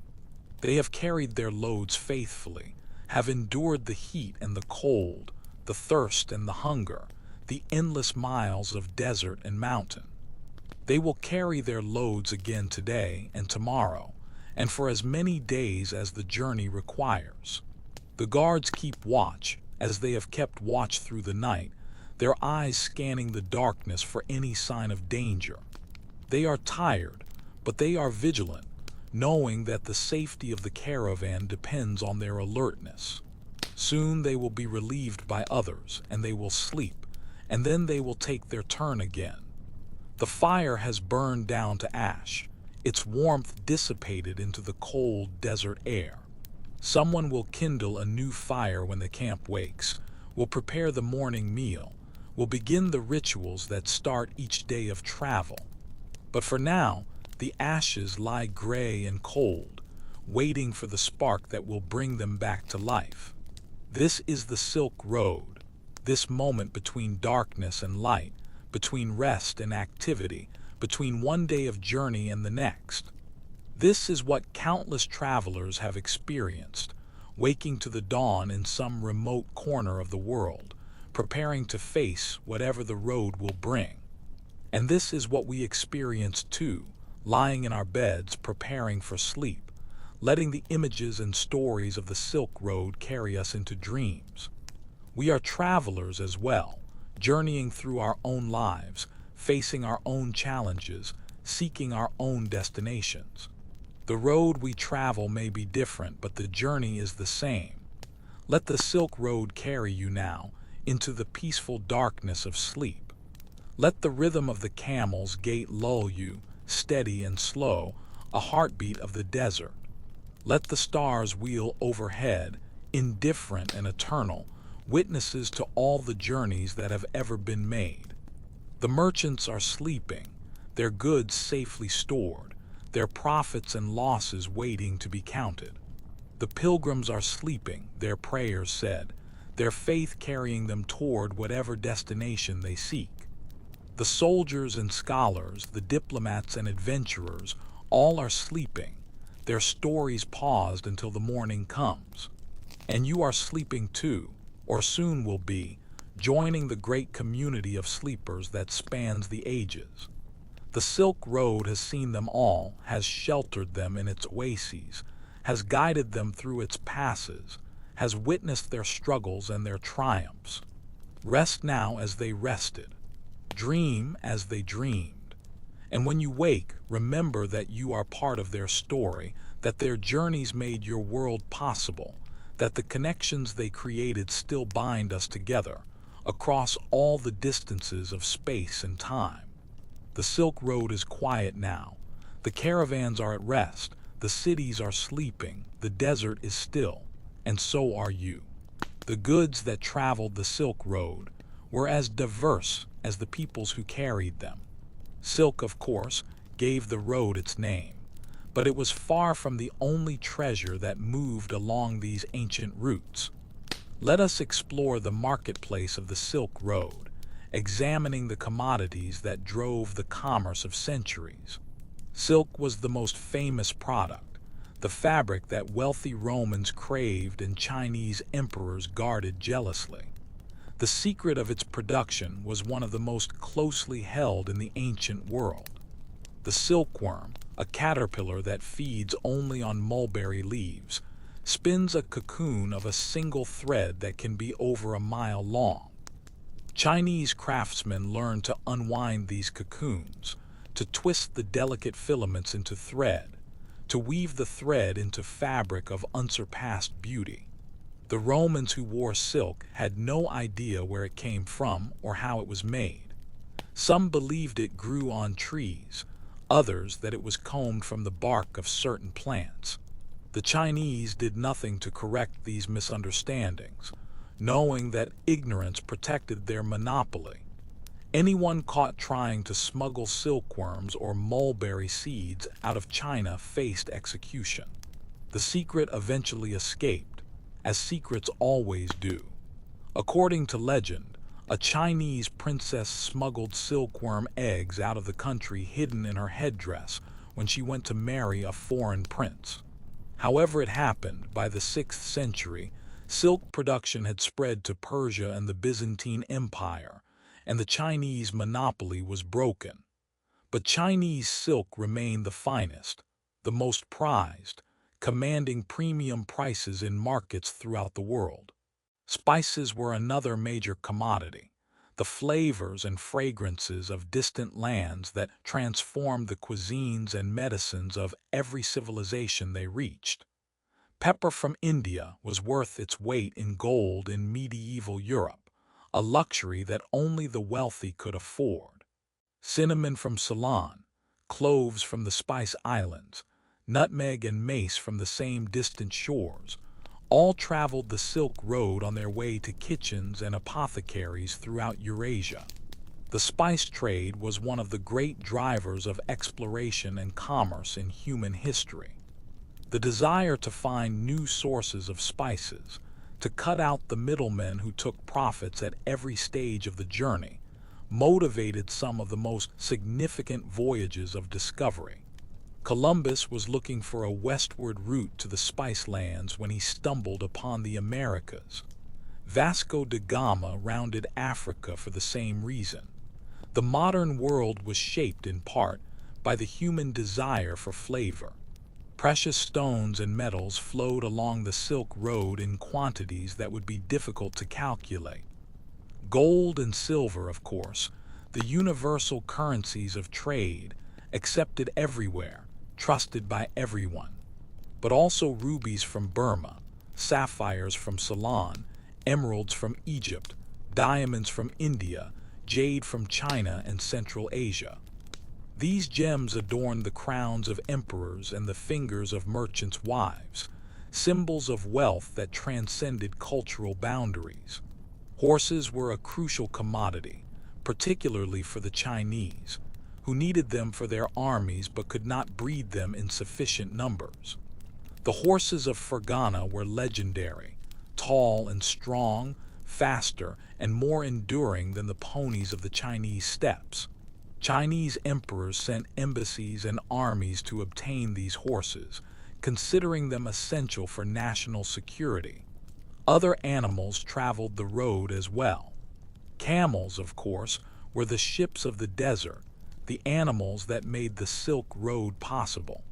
But also elephants from India, used in war and ceremony, symbols of power that impressed all who saw them.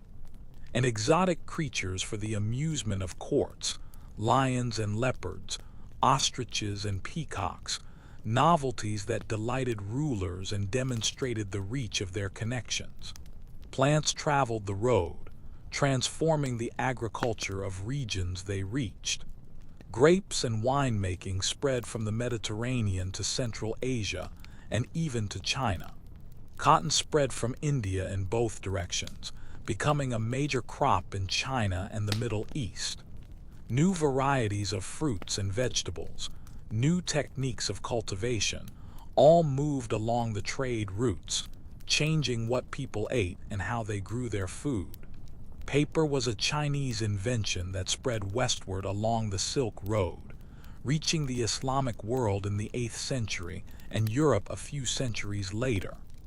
Before paper, writing was done on papyrus or parchment, materials that were expensive and difficult to produce. Paper was cheaper and more versatile, enabling the expansion of literacy and the preservation of knowledge on a scale previously impossible. Gunpowder traveled the same route, another Chinese invention that would transform the world. Originally developed for fireworks and signals, gunpowder was adapted for weapons that would change the nature of warfare. The knowledge spread slowly westward, reaching the Islamic world and then Europe, where it would have revolutionary consequences. And ideas traveled, perhaps the most valuable cargo of all. Religious ideas, philosophical concepts, scientific discoveries, artistic techniques, all moved along the Silk Road, carried by pilgrims and merchants, scholars and refugees. The world we live in today was shaped by these exchanges, by the conversations that took place when civilizations met along the ancient trade routes. The caravanserais were the nodes of the Silk Road network, the places where travelers gathered, where goods changed hands, where information was exchanged. Let us explore one of these remarkable institutions, understanding how they functioned and what they meant to the merchants who depended on them.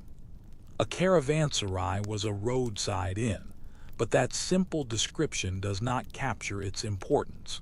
In regions where distances between settlements were vast and dangers were many, the caravanserai was a lifeline, a place of safety and civilization in the midst of wilderness. The typical caravanserai was built around a large courtyard, enclosed by walls high enough to deter casual attack. Along the inside of the walls were rooms for travelers, some simple cells for those of modest means, others more elaborate suites for wealthy merchants and their entourages. Stables for animals lined one side of the courtyard, with space for hundreds of camels, horses, and donkeys. In the center of the courtyard was often a fountain or a well, providing the water that was essential for both humans and animals. Near the water might be a small mosque or prayer hall for travelers to observe their religious obligations.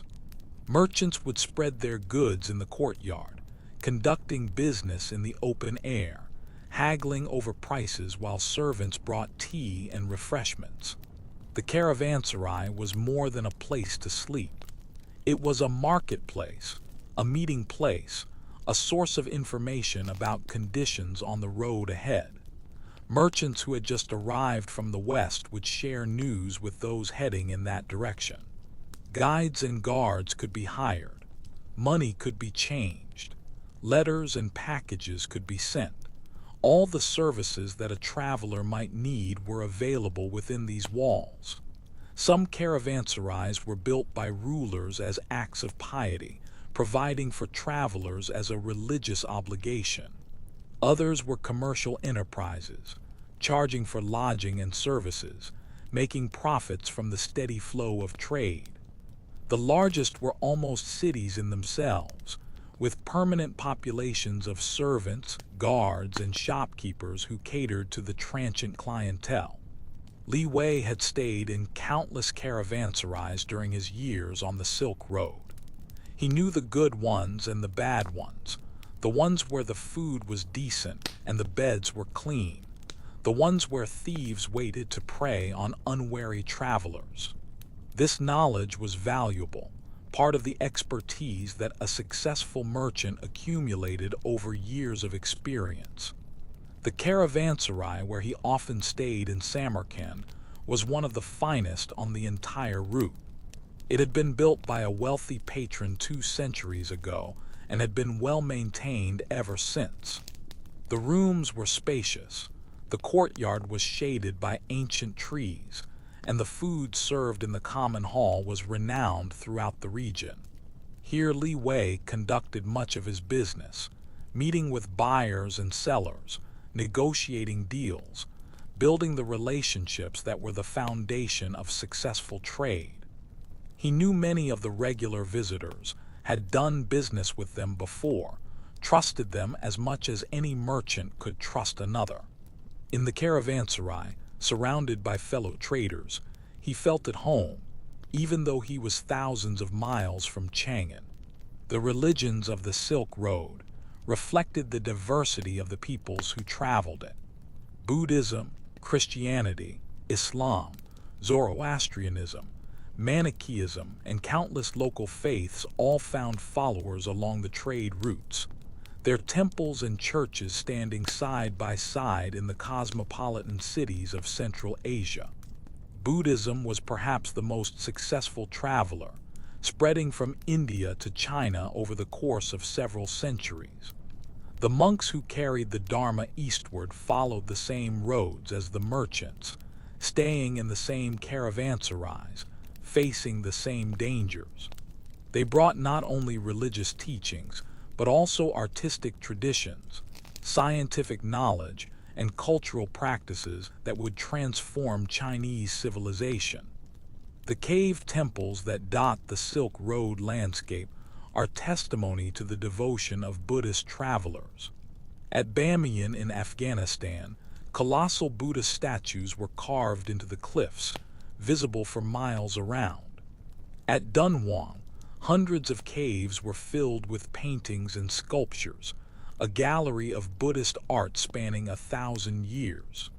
At countless smaller sites, travelers paused to pray, to meditate, to add their own contributions to the accumulated merit of the sacred places. The Chinese monk Xuanzang, who traveled to India in the 7th century, left a detailed account of his journey that remains one of our best sources for the Silk Road of his era. He described the cities he passed through, the monasteries he visited, the scholars he studied with. His journey became the basis for the novel Journey to the West, a fantastical tale of adventures that is still beloved in China today. Christianity came to the Silk Road in its Nestorian form, a version of the faith that had been declared heretical by the councils of the Roman Empire, but that flourished in the East. Nestorian missionaries traveled all the way to China, establishing churches that survived for centuries. A stone stele erected in Chang'an in 781 records the arrival of Christianity in China and summarizes its teachings in terms that Chinese readers could understand. Islam arrived later but spread rapidly, carried by Arab conquests and by the conversion of the Turkic peoples who dominated Central Asia. By the 10th century, most of the Central Asian stretch of the Silk Road was Muslim, and Islam would continue to spread along the trade routes until it reached the borders of China. The interaction of these religions along the Silk Road was complex, sometimes competitive, sometimes cooperative. Merchants who did business across religious boundaries needed to navigate different customs and expectations. Scholars translated texts from one religious tradition into the languages of another, creating hybrid forms of thought that drew on multiple sources. Artists borrowed motifs and techniques, creating works that blended Buddhist, Christian, and Islamic elements. This religious diversity was one of the most remarkable features of Silk Road civilization. In an age when religious uniformity was often enforced by the state, the cities of Central Asia offered a degree of tolerance that would not be matched in Europe for centuries. This tolerance was not perfect, and there were periods of persecution and conflict. But the general pattern was one of coexistence, of different faiths living side by side, each contributing to the rich tapestry of Silk Road culture. The dangers of the Silk Road were many and various, a constant presence that every traveler had to contend with. Let us enumerate some of these dangers, understanding what the merchants faced as they made their way across the heart of Asia. Bandits were perhaps the most obvious threat, the human predators who lurked along the trade routes, waiting for caravans to attack. The bandits knew the terrain intimately, knew where to hide and where to strike, knew the schedules and routes of the caravans. A well-organized bandit gang could overwhelm even a guarded caravan, killing or capturing the travelers and making off with goods that represented years of investment. The merchants responded with guards, with mutual protection pacts, with bribes to local powers who might otherwise turn a blind eye to robbery. They traveled in large groups when possible, knowing that there was safety in numbers. They avoided routes known to be particularly dangerous, even if this meant longer journeys and higher costs. The natural environment posed its own dangers, perhaps even greater than the human ones. The deserts could kill through thirst and heat, through sandstorms that buried travelers alive, through mirages that led them away from the water they desperately needed. The mountains could kill through cold and altitude, through avalanches and rock falls, through the simple exhaustion of climbing pass after pass with no end in sight.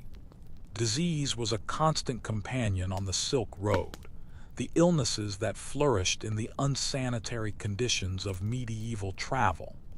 Dysentery and typhoid, malaria and plague, ailments that could kill within days or weaken a traveler until he was unable to continue. The medical knowledge of the time was limited, and many travelers who fell ill simply died, their bodies buried in unmarked graves along the route. The animals that made the journey possible were vulnerable too. Camels could sicken and die, their loads left behind when there were no replacement animals available. Horses were even more fragile, susceptible to diseases and injuries that could end a journey prematurely. The care and feeding of animals was a constant concern, one that required expertise and attention throughout the journey. Political instability could transform a safe route into a deadly one almost overnight. Wars and rebellions, changes of rulers, shifts in alliances, all could close roads that had been open, create dangers where none had existed before. The merchant who set out on a journey might find that the political landscape had changed completely by the time he reached his destination. And there was the simple exhaustion of long-distance travel, the accumulation of fatigue and stress that wore down body and mind over months and years. Men who survived the obvious dangers might still succumb to the slow attrition of the road, growing weaker and weaker, until they could no longer continue. The journey itself was the danger, the relentless demands it placed on human endurance. Li Wei had faced all of these dangers in his years on the Silk Road. He had been attacked by bandits, had survived a sandstorm that buried half his caravan, had nursed sick companions who later died despite his care. He had lost animals and goods, had been cheated by unscrupulous partners, had spent anxious weeks waiting for roads to open after they had been closed by war. Yet he continued to travel, continued to risk his life and his fortune on the dangerous roads. Why? Because the profits of successful trade were worth the risks, because the alternative was a life of poverty and obscurity, because the road had become part of who he was, as essential to his identity as his name or his family. The women of the Silk Road are largely invisible in the historical record, their voices silenced by cultures that did not consider their experiences worth recording. But they were there, playing roles that were essential to the functioning of the trade networks, contributing in ways that deserve to be remembered. The wives of merchants maintained households and raised children during the long absences of their husbands. They managed family businesses, made decisions about investments and partnerships, kept the networks of credit and trust functioning when the men were away. In some cultures, women even traveled with the caravans, sharing the dangers and hardships of the road alongside their husbands. In the oasis cities of Central Asia, Women worked in the textile industries that produced many of the goods traded along the Silk Road.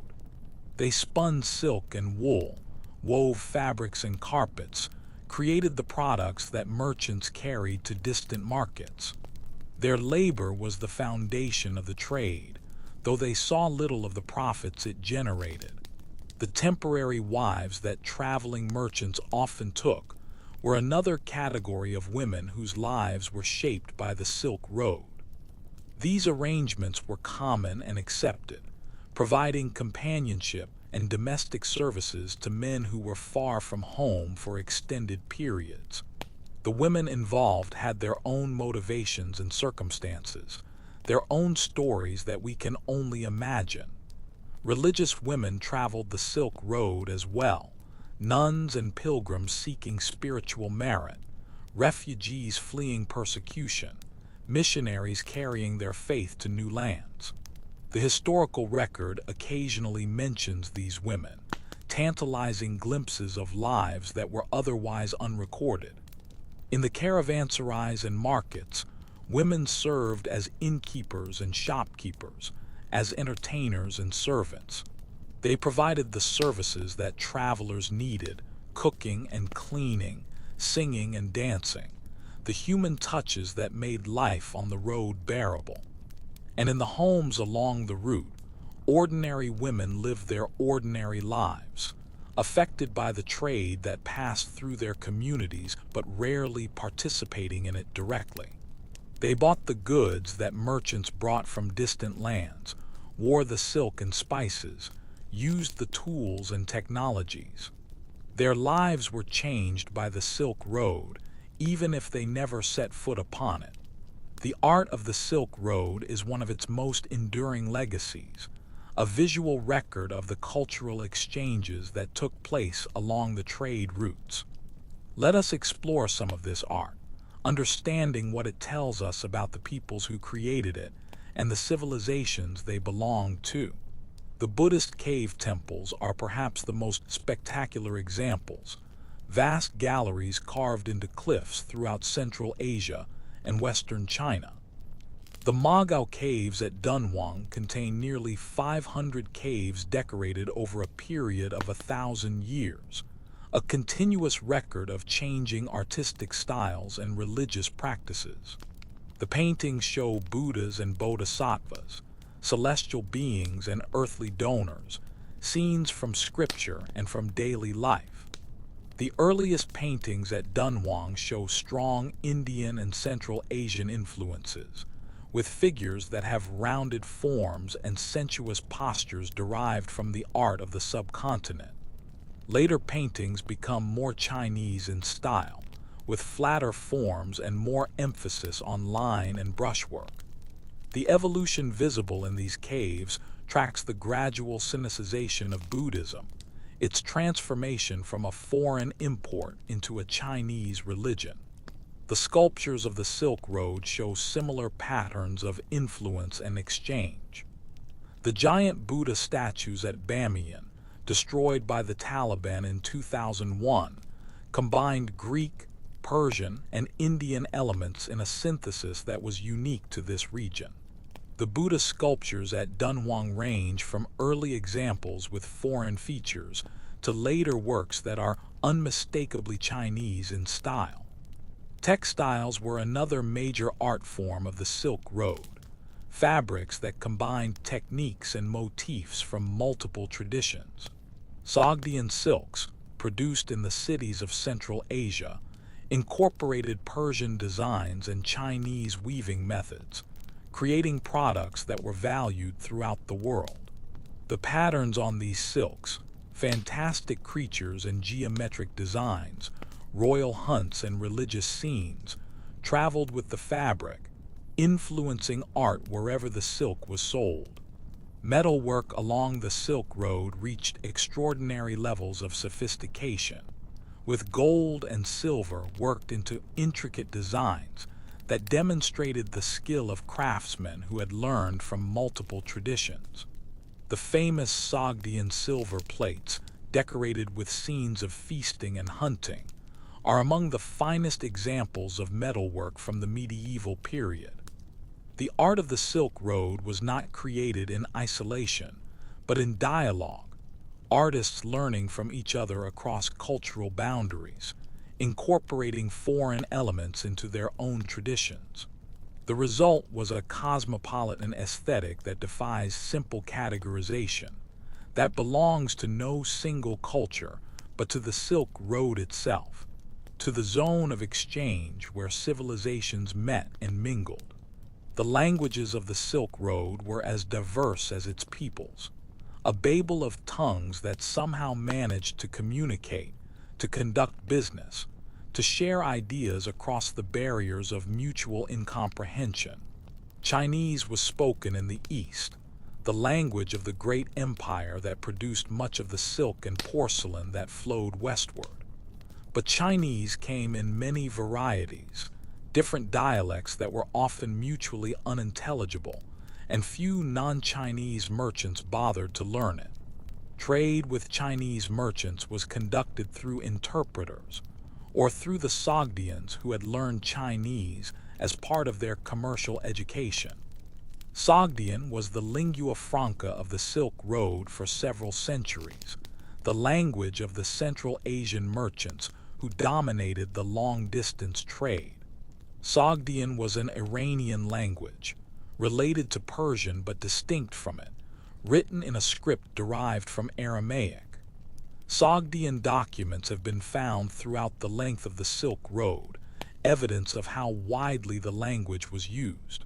Persian was another major language of commerce, spoken in the western reaches of the Silk Road and understood throughout much of Central Asia.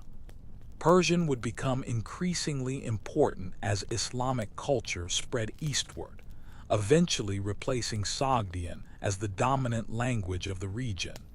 Arabic spread with Islam, becoming the language of religion and learning throughout the Islamic world.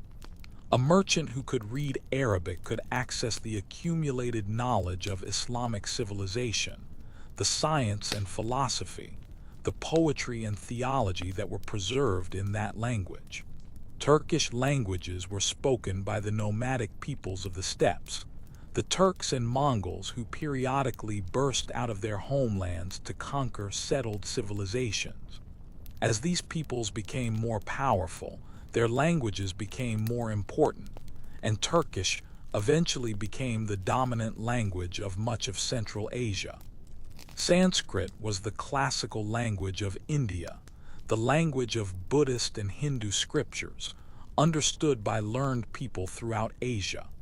A Buddhist monk from China and a Buddhist monk from India could communicate in Sanskrit, sharing their understanding of the Dharma across all the barriers that separated their native cultures. And there were countless other languages, the tongues of small peoples and isolated communities, languages that have left no written records and are known only from the mentions of travelers who encountered their speakers. The Silk Road was a symphony of languages, a chorus of human voices speaking in every key and register. The merchants who traveled these routes developed their own solutions to the language problem. Some learned multiple languages, becoming fluent in the tongues of their trading partners. Others relied on interpreters, hiring local people who could bridge the linguistic gaps. Still others developed pidgins and trade languages, simplified forms of speech that could be learned quickly and used for basic commercial purposes. Li Wei spoke Chinese, of course, his native tongue, but he had also learned Sogdian from his years of dealing with Sogdian merchants. He knew some Persian words and phrases, enough to conduct basic transactions, though not enough to engage in extended conversation. He had picked up bits of other languages along the way, a word here, a phrase there, the linguistic detritus of a life spent in polyglot surroundings. The seasons of the Silk Road dictated the rhythm of travel, determining when caravans could move and when they had to wait. Let us follow the cycle of the year along the trade routes, understanding how the changing seasons shaped the lives of those who traveled them. Spring was the season of departure, when the snows in the mountain passes began to melt and the roads became passable again. Caravans that had spent the winter in the oasis cities made ready to move, checking their animals, packing their goods, hiring guides and guards for the journey ahead. There was urgency in the spring departures, a desire to get as far as possible before the summer heat made travel difficult. The deserts were most bearable in spring, before the temperatures rose to their deadly summer peaks. The oases were green with new growth, their water supplies replenished by snowmelt from the distant mountains. The air was clear, the visibility good, the conditions as favorable as they ever got in these harsh landscapes. Summer brought the heat, temperatures that could kill man and beast, that made daytime travel impossible. Caravans that were caught in the deserts during summer traveled at night, resting during the brutal midday hours, moving when the air was cooler and the sun was not beating down. Even so, summer was dangerous, and experienced merchants tried to be through the worst of the desert before the hottest months arrived. In the mountains, summer was the best season for travel, the passes clear of snow, the weather relatively mild. But summer in the mountains was short, a window of a few weeks when the high routes were passable. Miss that window, and you might have to wait until the following year to cross. Autumn was a time of preparation, merchants hurrying to reach their winter destinations before the roads closed again.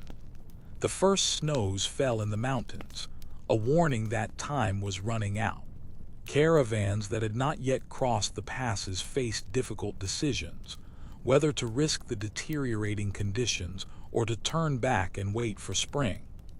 Winter shut down much of the Silk Road, the high passes blocked by snow, the deserts scoured by icy winds, travel possible only in the more temperate regions. Merchants used this enforced pause to rest, to conduct business in the cities where they were stranded, to prepare for the next season of travel. Winter was a time for planning and reflection, for maintaining the relationships that made trade possible. Li Wei had learned to respect the seasons, to work with them rather than against them. He timed his journeys to take advantage of favorable conditions, to avoid the worst of the heat and the cold, to be in the right place at the right time. This knowledge had been passed down from his father and grandfather, accumulated wisdom that could mean the difference between success and failure, between life and death. The music of the Silk Road is largely lost to us. The sounds that accompanied travelers on their journeys, that filled the marketplaces and caravanserais, that marked the celebrations and mournings of peoples along the route. But we know that music was important, that it traveled along with the goods and ideas, that instruments and melodies spread from one culture to another. Chinese records describe the music that came from the West, exotic sounds that captivated emperors and became fashionable in the capital. The pipa, a stringed instrument that became central to Chinese music, originated in Central Asia and traveled eastward along the Silk Road. Other instruments made similar journeys, their forms and sounds transforming as they moved from culture to culture. The musicians who performed at courts and in marketplaces came from many lands, their diverse traditions blending and influencing each other. A Chinese poem might be sung to a Central Asian melody, accompanied by instruments from India and Persia. The fusion was constant and creative, producing new forms that belonged to no single tradition. Dancing accompanied the music, performances that ranged from sacred rituals to popular entertainments. The whirling dances of Central Asian girls became famous in Tang Dynasty China, their exotic movements inspiring poets and painters. Dancers traveled along with traders, their art as valuable as any physical commodity. In the caravanserais, travelers entertained each other with songs and stories, passing the long evenings with the arts that made life bearable. A good singer or storyteller was valued in any caravan, his abilities contributing to the morale that kept the group functioning through the hardships of the road. The religious music of the Silk Road's many faiths filled the temples and churches, the monasteries and mosques. Buddhist chants, Christian hymns, Islamic calls to prayer, all echoed through the oasis cities, a polyphony of devotion that testified to the spiritual diversity of the region. Li Wei was not a musician, could not sing or play any instrument, but he enjoyed music as any person does, found pleasure in the performances that were part of life along the Silk Road. He remembered a singer he had heard in Samarkand, a woman whose voice had seemed to capture all the longing and beauty of the journey, whose songs had stayed with him long after the performance ended. The foods of the Silk Road were another form of exchange, cuisines blending and influencing each other as ingredients and techniques traveled the trade routes. Let us explore the kitchens of the Silk Road, tasting the flavors that sustained the merchants on their journeys. Chinese cuisine had its own traditions, refined over millennia, emphasizing balance and harmony, the interplay of flavors and textures. The merchants who left Chang'an carried with them a taste for Chinese food, a preference for the dishes they had grown up eating. But they had to adapt to what was available along the road, incorporating new ingredients and new methods. Central Asian cuisine was based on meat and grain, the foods that the nomadic peoples of the steppes had relied on for generations. Mutton was the primary protein, cooked in various ways, roasted and boiled, stewed and grilled. Bread was the staple grain, flat rounds baked in clay ovens, served with every meal. The pilaf, rice cooked with meat and vegetables, was a Central Asian innovation that spread in both directions along the Silk Road. The technique of cooking rice in fat before adding liquid, which produces the distinctive texture of pilaf, was adopted by cuisines from India to Spain, transformed by local ingredients and preferences into countless variations. Persian cuisine brought sophistication and refinement, complex dishes that balanced sweet and sour, that used fruits and nuts in combination with meat, that demonstrated the wealth and cultivation of those who could afford them. The Persian love of gardens and flowers extended to the table, dishes decorated with rose petals and flavored with rosewater. Indian spices transformed every cuisine they reached, adding heat and complexity that had not existed before. The merchants who carried pepper and cinnamon, cloves and cardamom, were carrying flavors that would change the way people ate throughout Eurasia. In the caravanserais, travelers ate together, sharing dishes that might combine elements from multiple traditions. A meal might include Chinese tea, Central Asian bread, Persian rice, Indian spices, a fusion created not by design but by circumstance, by the simple fact that people from different backgrounds were eating together. Li Wei had eaten well and eaten badly during his years on the Silk Road, had tasted delicacies that he would remember all his life, and had survived on dried provisions that barely kept body and soul together. Food was fuel for the journey, but it was also pleasure, one of the few pleasures available to travelers who spent their lives far from home. The night deepens, and the Silk Road grows quiet. The caravans are at rest, the merchants sleeping, the animals breathing softly in the darkness. The stars wheel overhead, the same stars that have guided travelers for millennia, indifferent to human concerns but beautiful nonetheless. Li Wei sleeps, dreaming dreams we cannot know. Perhaps he dreams of home, of his wife and children in Chang'an. Perhaps he dreams of the road, the endless road that has been his companion for so many years. Perhaps he dreams of nothing at all, his mind empty, his body at rest. The fire has burned to ash, its warmth dissipated into the cold night air. The guards keep their watch, eyes scanning the darkness, ears alert for any sound that might signal danger. The camels doze, their great bodies still, their breathing slow and regular. This is the Silk Road at rest, the pause between journeys, the stillness that precedes the motion. Tomorrow the caravan will wake, will pack its goods and load its animals, will set out once more on the endless road. But for now there is only peace, only silence, only the quiet breathing of travelers at rest. And you are at rest too, or soon will be, drifting toward sleep on the gentle current of these words. The Silk Road carries you now, not to any physical destination but to the country of dreams, where anything is possible and nothing is required. Let the images of the journey stay with you as you sleep. The camel caravans winding through the desert, their loads swaying gently.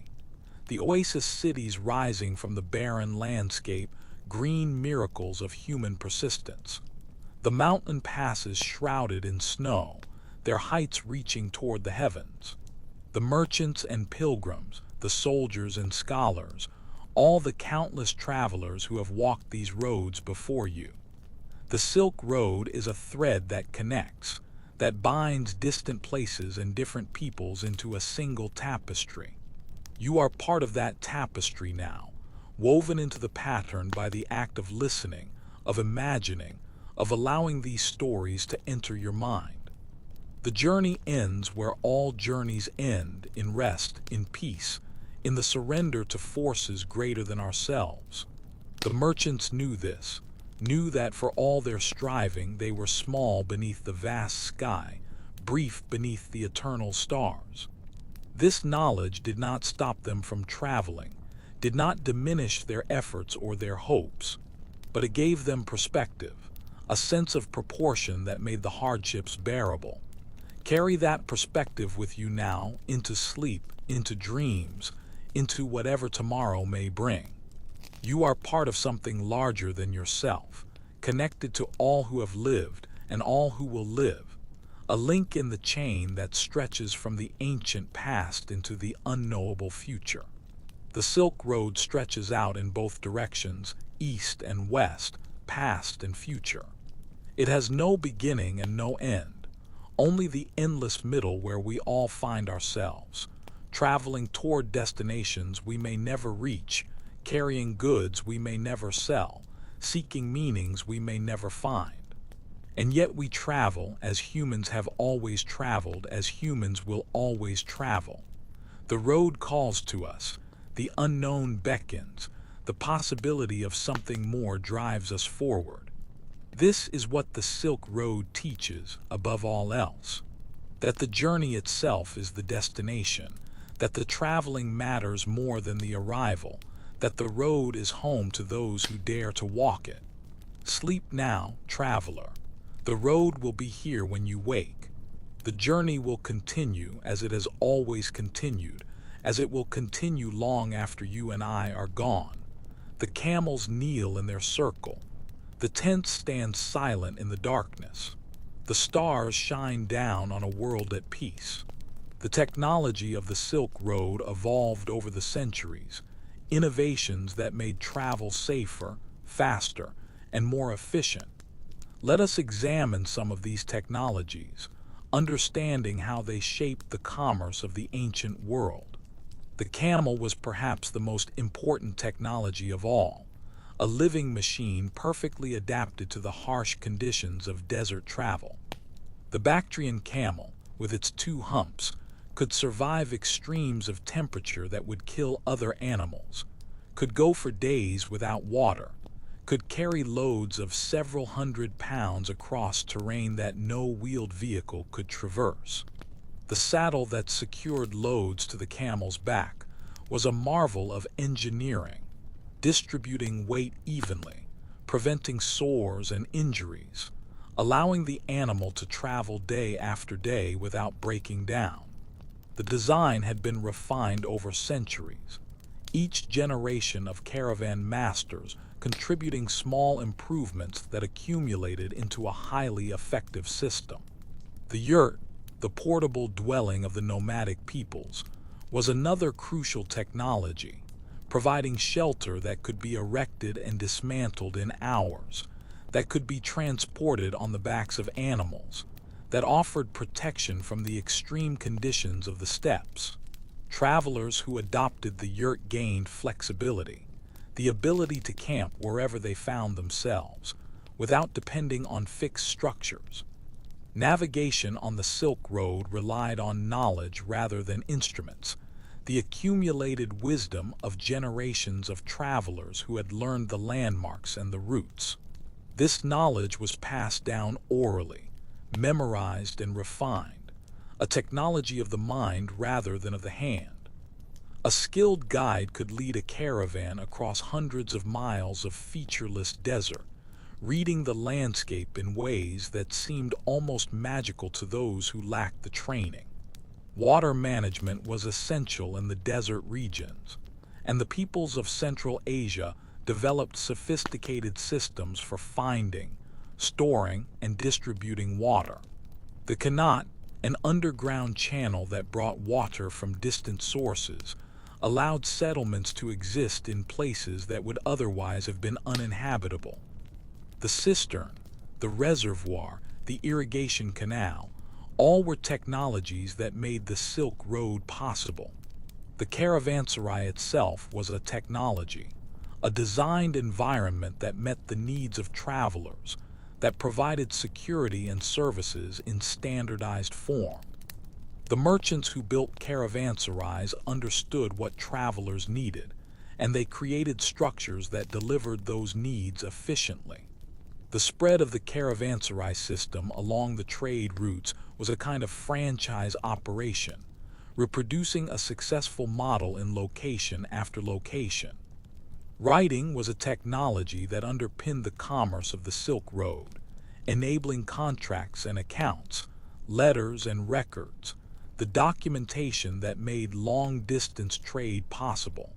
Different writing systems served different communities, but all served the same fundamental purpose: the preservation and transmission of information across time and space. The technologies of the Silk Road were not dramatic inventions like the printing press or the steam engine. They were incremental improvements, small innovations that accumulated over centuries, each one making the road a little easier, a little safer, a little more efficient. But their cumulative effect was enormous, enabling a commerce that transformed the world. The decline of the Silk Road came gradually, the result of multiple factors that reduced the volume and profitability of overland trade. Let us examine these factors, understanding how one of history's great commercial networks eventually faded into insignificance. The Mongol Empire, which had created the conditions for the Silk Road's golden age, fragmented after the death of Kublai Khan, its unified political space breaking into rival khanates that fought among themselves. The Pax Mongolica gave way to political instability, wars that closed roads and disrupted commerce, dangers that increased the costs and risks of long-distance trade.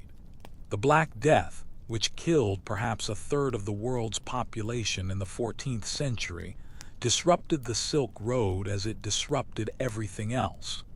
Cities were depopulated, trade networks were broken, the human capital that made commerce possible was decimated.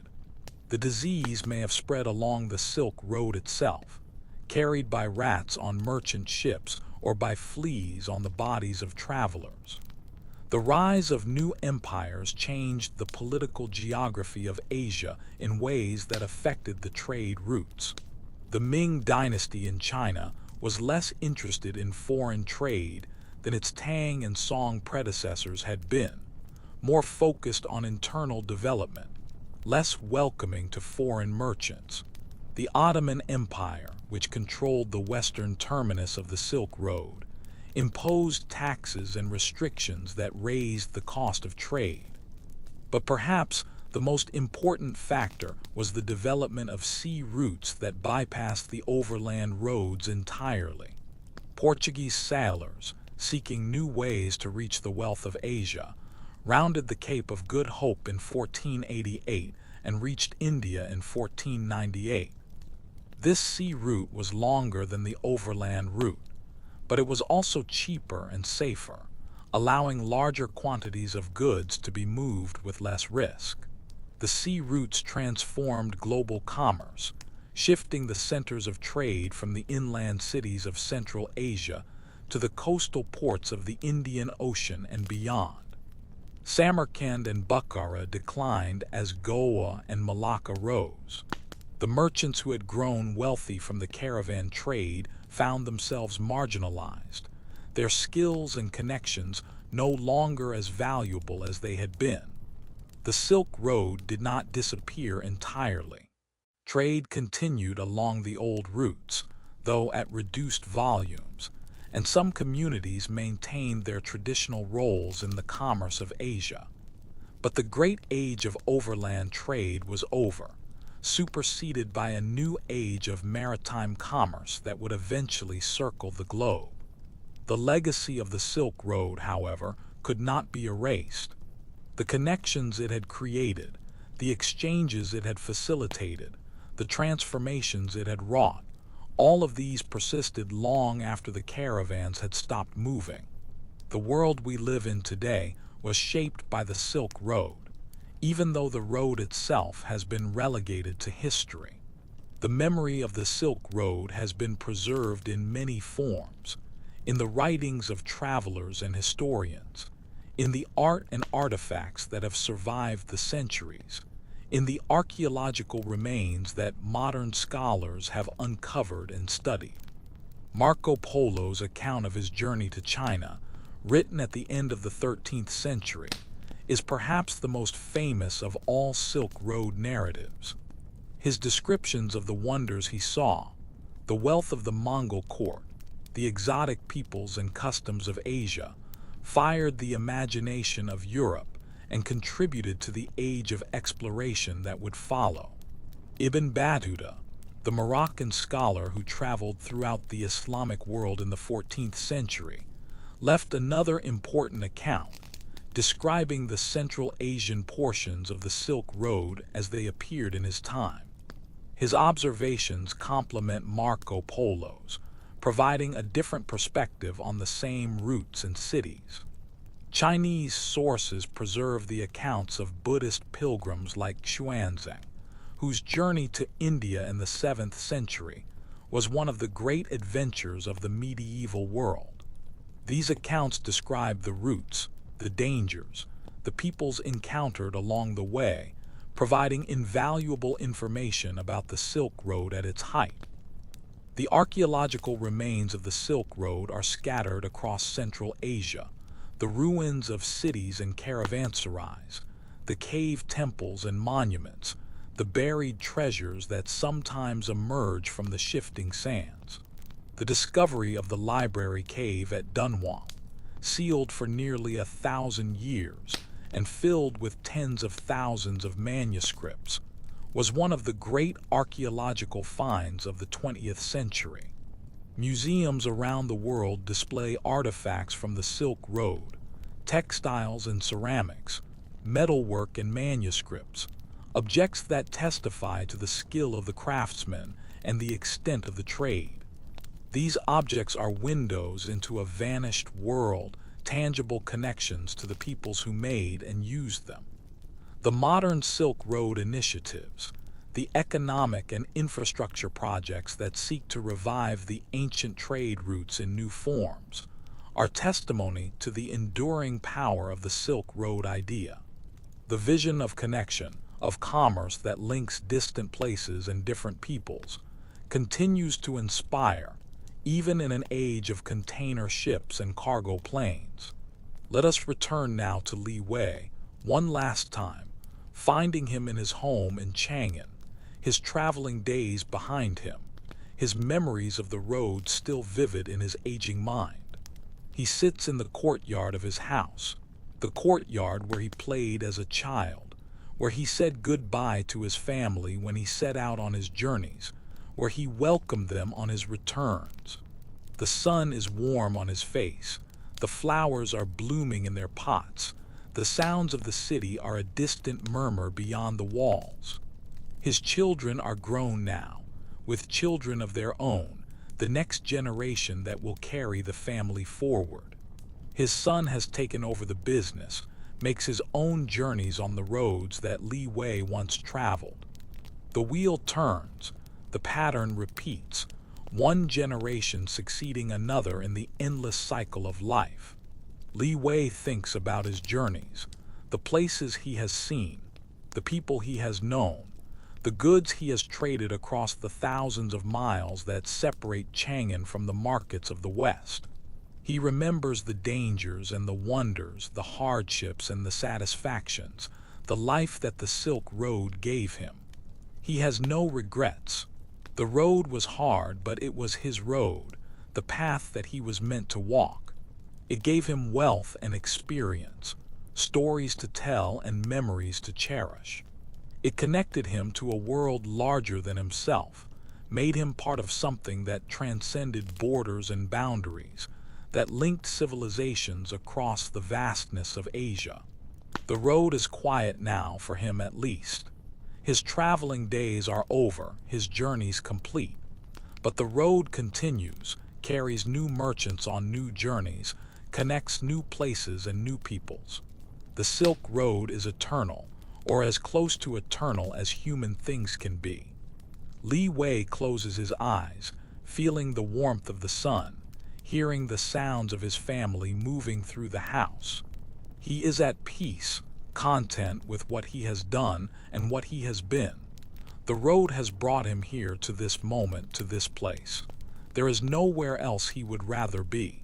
The story ends here, but the road continues. It will always continue in one form or another, as long as humans feel the urge to trade and travel, to connect and explore.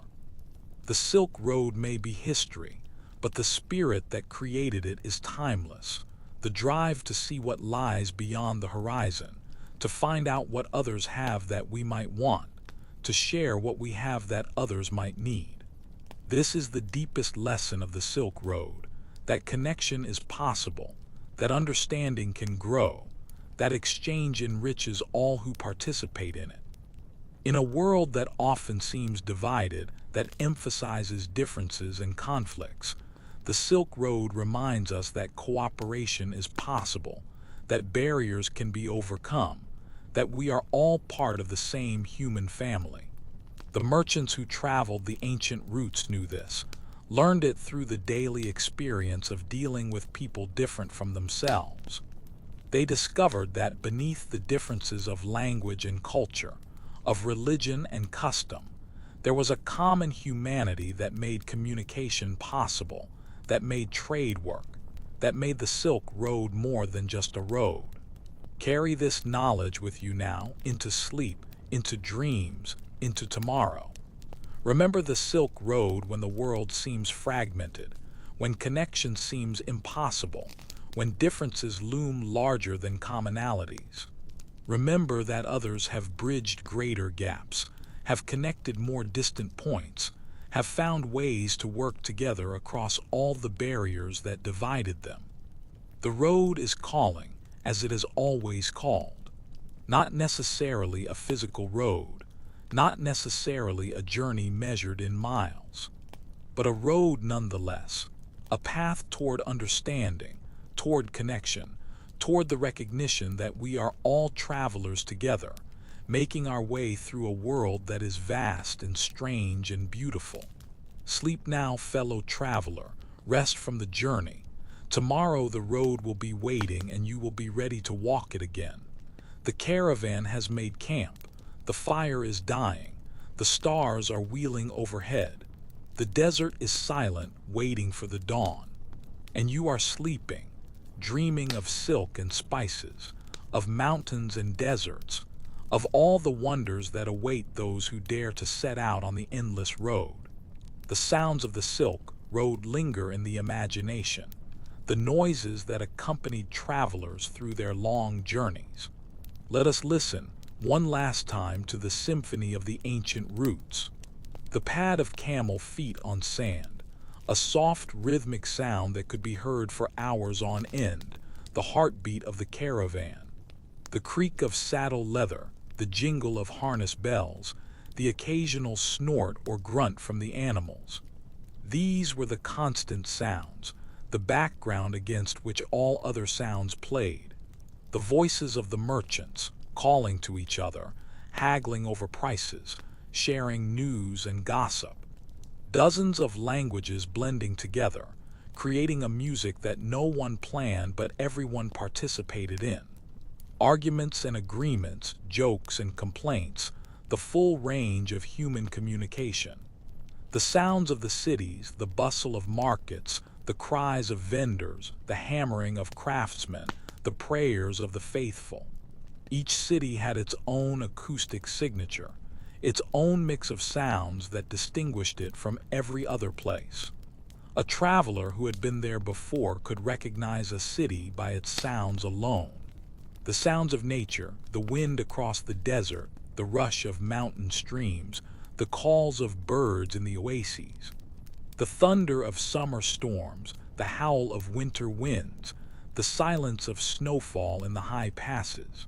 Nature provided the bass notes, the deep tones beneath the human treble, and the sounds of silence, the profound quiet of the desert at night, when all human activity ceased and only the stars remained. This silence was not empty but full, pregnant with possibility, a canvas on which the imagination could paint whatever it wished. Li Wei remembered these sounds, could summon them at will even in the quiet of his courtyard in Chang'an. They were part of him now, woven into his memory, inseparable from his identity. The Silk Road had given him many things, but perhaps the most precious was this internal library of sounds, this ability to travel the ancient routes without ever leaving his chair. The smells of the Silk Road were equally distinctive, an olfactory journey that paralleled the physical one. The merchants developed sensitive noses, able to identify goods by their scent, to detect quality and freshness, to navigate the aromatic landscape of the trade routes. The smell of the camels was inescapable, the warm animal scent that permeated every caravan. Some found it unpleasant, but the experienced traveler barely noticed it, had grown so accustomed to it that its absence would have been more noticeable than its presence. The smell of the desert was sharp and dry, the scent of sand and rock baking under the sun, occasionally relieved by the freshness of an oasis, the green smell of vegetation and water in the midst of the barren waste. The spices carried by the merchants perfumed the air around the caravans, cinnamon and pepper, cloves and cardamom, a moving cloud of fragrance that announced the approach of the traders before they came into view. These smells were the currency of the trade, the essence of value distilled into scent. The city smelled of humanity, of cooking fires and animal dung, of flowers and garbage, of the countless activities that people engaged in as they went about their daily lives. Each city had its own characteristic smell, shaped by its food and its crafts, its gardens and its gutters. The smoke of incense filled the temples and churches, the sweet smell of devotion that accompanied the prayers of the faithful. Buddhist monasteries smelled of sandalwood, Zoroastrian fire temples of the sacred flame, mosques of the rosewater that worshippers used in their ablutions. These smells are largely lost to us now, preserved only in the memories of those who experienced them, and in the imaginations of those who tried to recreate them. But they were part of the Silk Road, as real and as important as the goods that were traded, the routes that were traveled, the peoples who were encountered. The textures of the Silk Road remain in the objects that have survived, the tangible evidence of a vanished world that modern hands can still touch and feel. The silk itself, the fabric that gave the road its name, smooth and lustrous, cool to the touch in summer, warm in winter, a sensation unlike any other textile. The finest silk seemed almost weightless, floating in the air like colored mist, caressing the skin with a gentleness that no other fabric could match. The roughness of the road, the stones and sand that travelers walked upon, the hard ground where they slept, the texture of a world that offered few comforts. Calluses formed on feet and hands, the body adapting to the demands of travel, becoming tougher and more resilient. The coarseness of the wool that the merchants wore, the practical garments that protected them from sun and cold, that could withstand the wear of months on the road. The feel of the blankets they wrapped themselves in at night, the saddles they sat upon for hours each day, the smoothness of the porcelain that was traded alongside the silk, vessels of extraordinary refinement that seemed too delicate for the rough handling of caravan transport. Yet they survived, wrapped carefully in straw and cloth, carried across thousands of miles to grace the tables of distant rulers.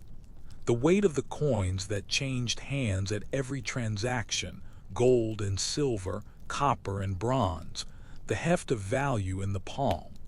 Merchants developed a sense for coins, could judge their worth by feel, could detect counterfeits by subtle variations in weight and texture. These textures told stories, communicated information that words could not convey. A merchant who knew textures knew his trade, could evaluate goods without seeing them, could navigate the commercial world through his fingertips. The final lesson of the Silk Road is perhaps the simplest. That connection is possible. Across all the distances that separated Chang'an from Rome, across all the barriers of language and culture, religion and politics, humans found ways to connect, to trade, to communicate, to learn from each other. This connection was not easy. It required courage and persistence, skill and luck, the willingness to risk everything for the possibility of something more.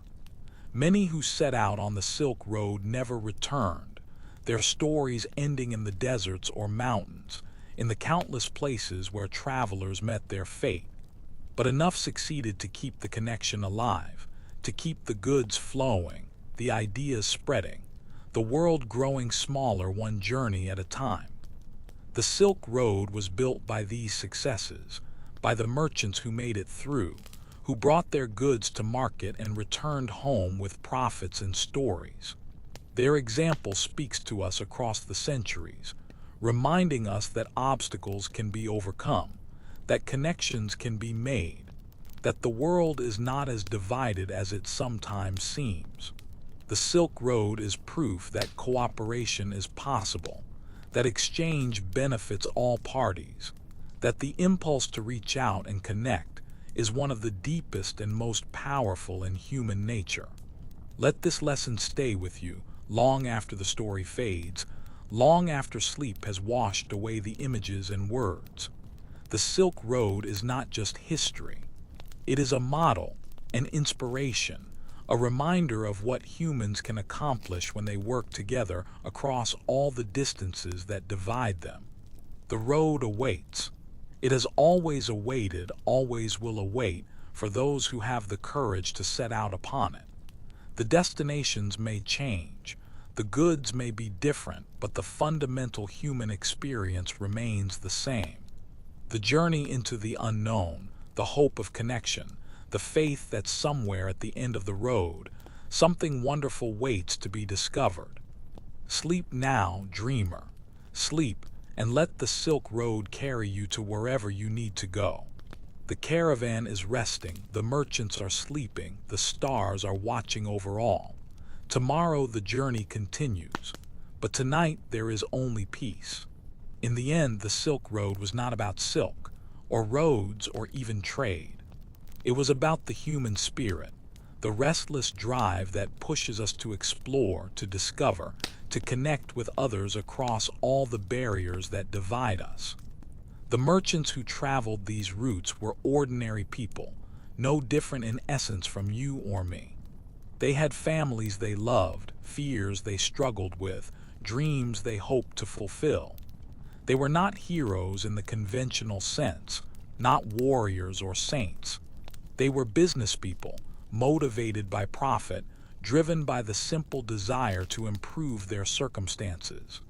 Yet in pursuing their own interests, they changed the world. They carried ideas and technologies, religions and philosophies, from one end of the known world to the other. They created networks of exchange that bound civilizations together, laid the foundations for the global economy that shapes our lives today. They proved that cooperation is possible, that understanding can grow, that connection enriches all who participate in it. This is the legacy of the Silk Road, more valuable than any cargo of silk or spices. The knowledge that we are not alone, that we are connected to others across all the distances of space and time, that what we do matters beyond the boundaries of our own small lives. The road stretches out before you now, not a physical road of sand and stone, but the road of dreams, the path that leads into sleep and beyond. Walk it without fear, for countless travelers have walked it before you, and countless more will walk it after you are gone. The camels are kneeling, their work done for the day. The merchants are wrapped in their blankets, breathing slowly, surrendering to sleep. The guards keep their watch, but there is nothing to fear tonight. The desert is at peace, the mountains are quiet, the whole world is resting. And you are resting too, sinking deeper into comfort, letting go of the concerns that held you through the day. The Silk Road has carried you far, but now it is time to stop, to rest, to let the darkness wrap around you like the finest Chinese silk. The story is told. The journey is complete. The night has claimed you for its own. Sleep well, traveler. Dream of distant lands and ancient roads, of merchants and pilgrims, of all the countless souls who have walked the path before you. Dream, and when you wake, carry something of their spirit with you, their courage, their persistence, their faith that the road leads somewhere worth going. The Silk Road awaits whenever you are ready to return. But for now there is only sleep, only peace, only the gentle darkness that restores and heals. The stars are wheeling overhead. The fire is ash. The caravan is still. Good night,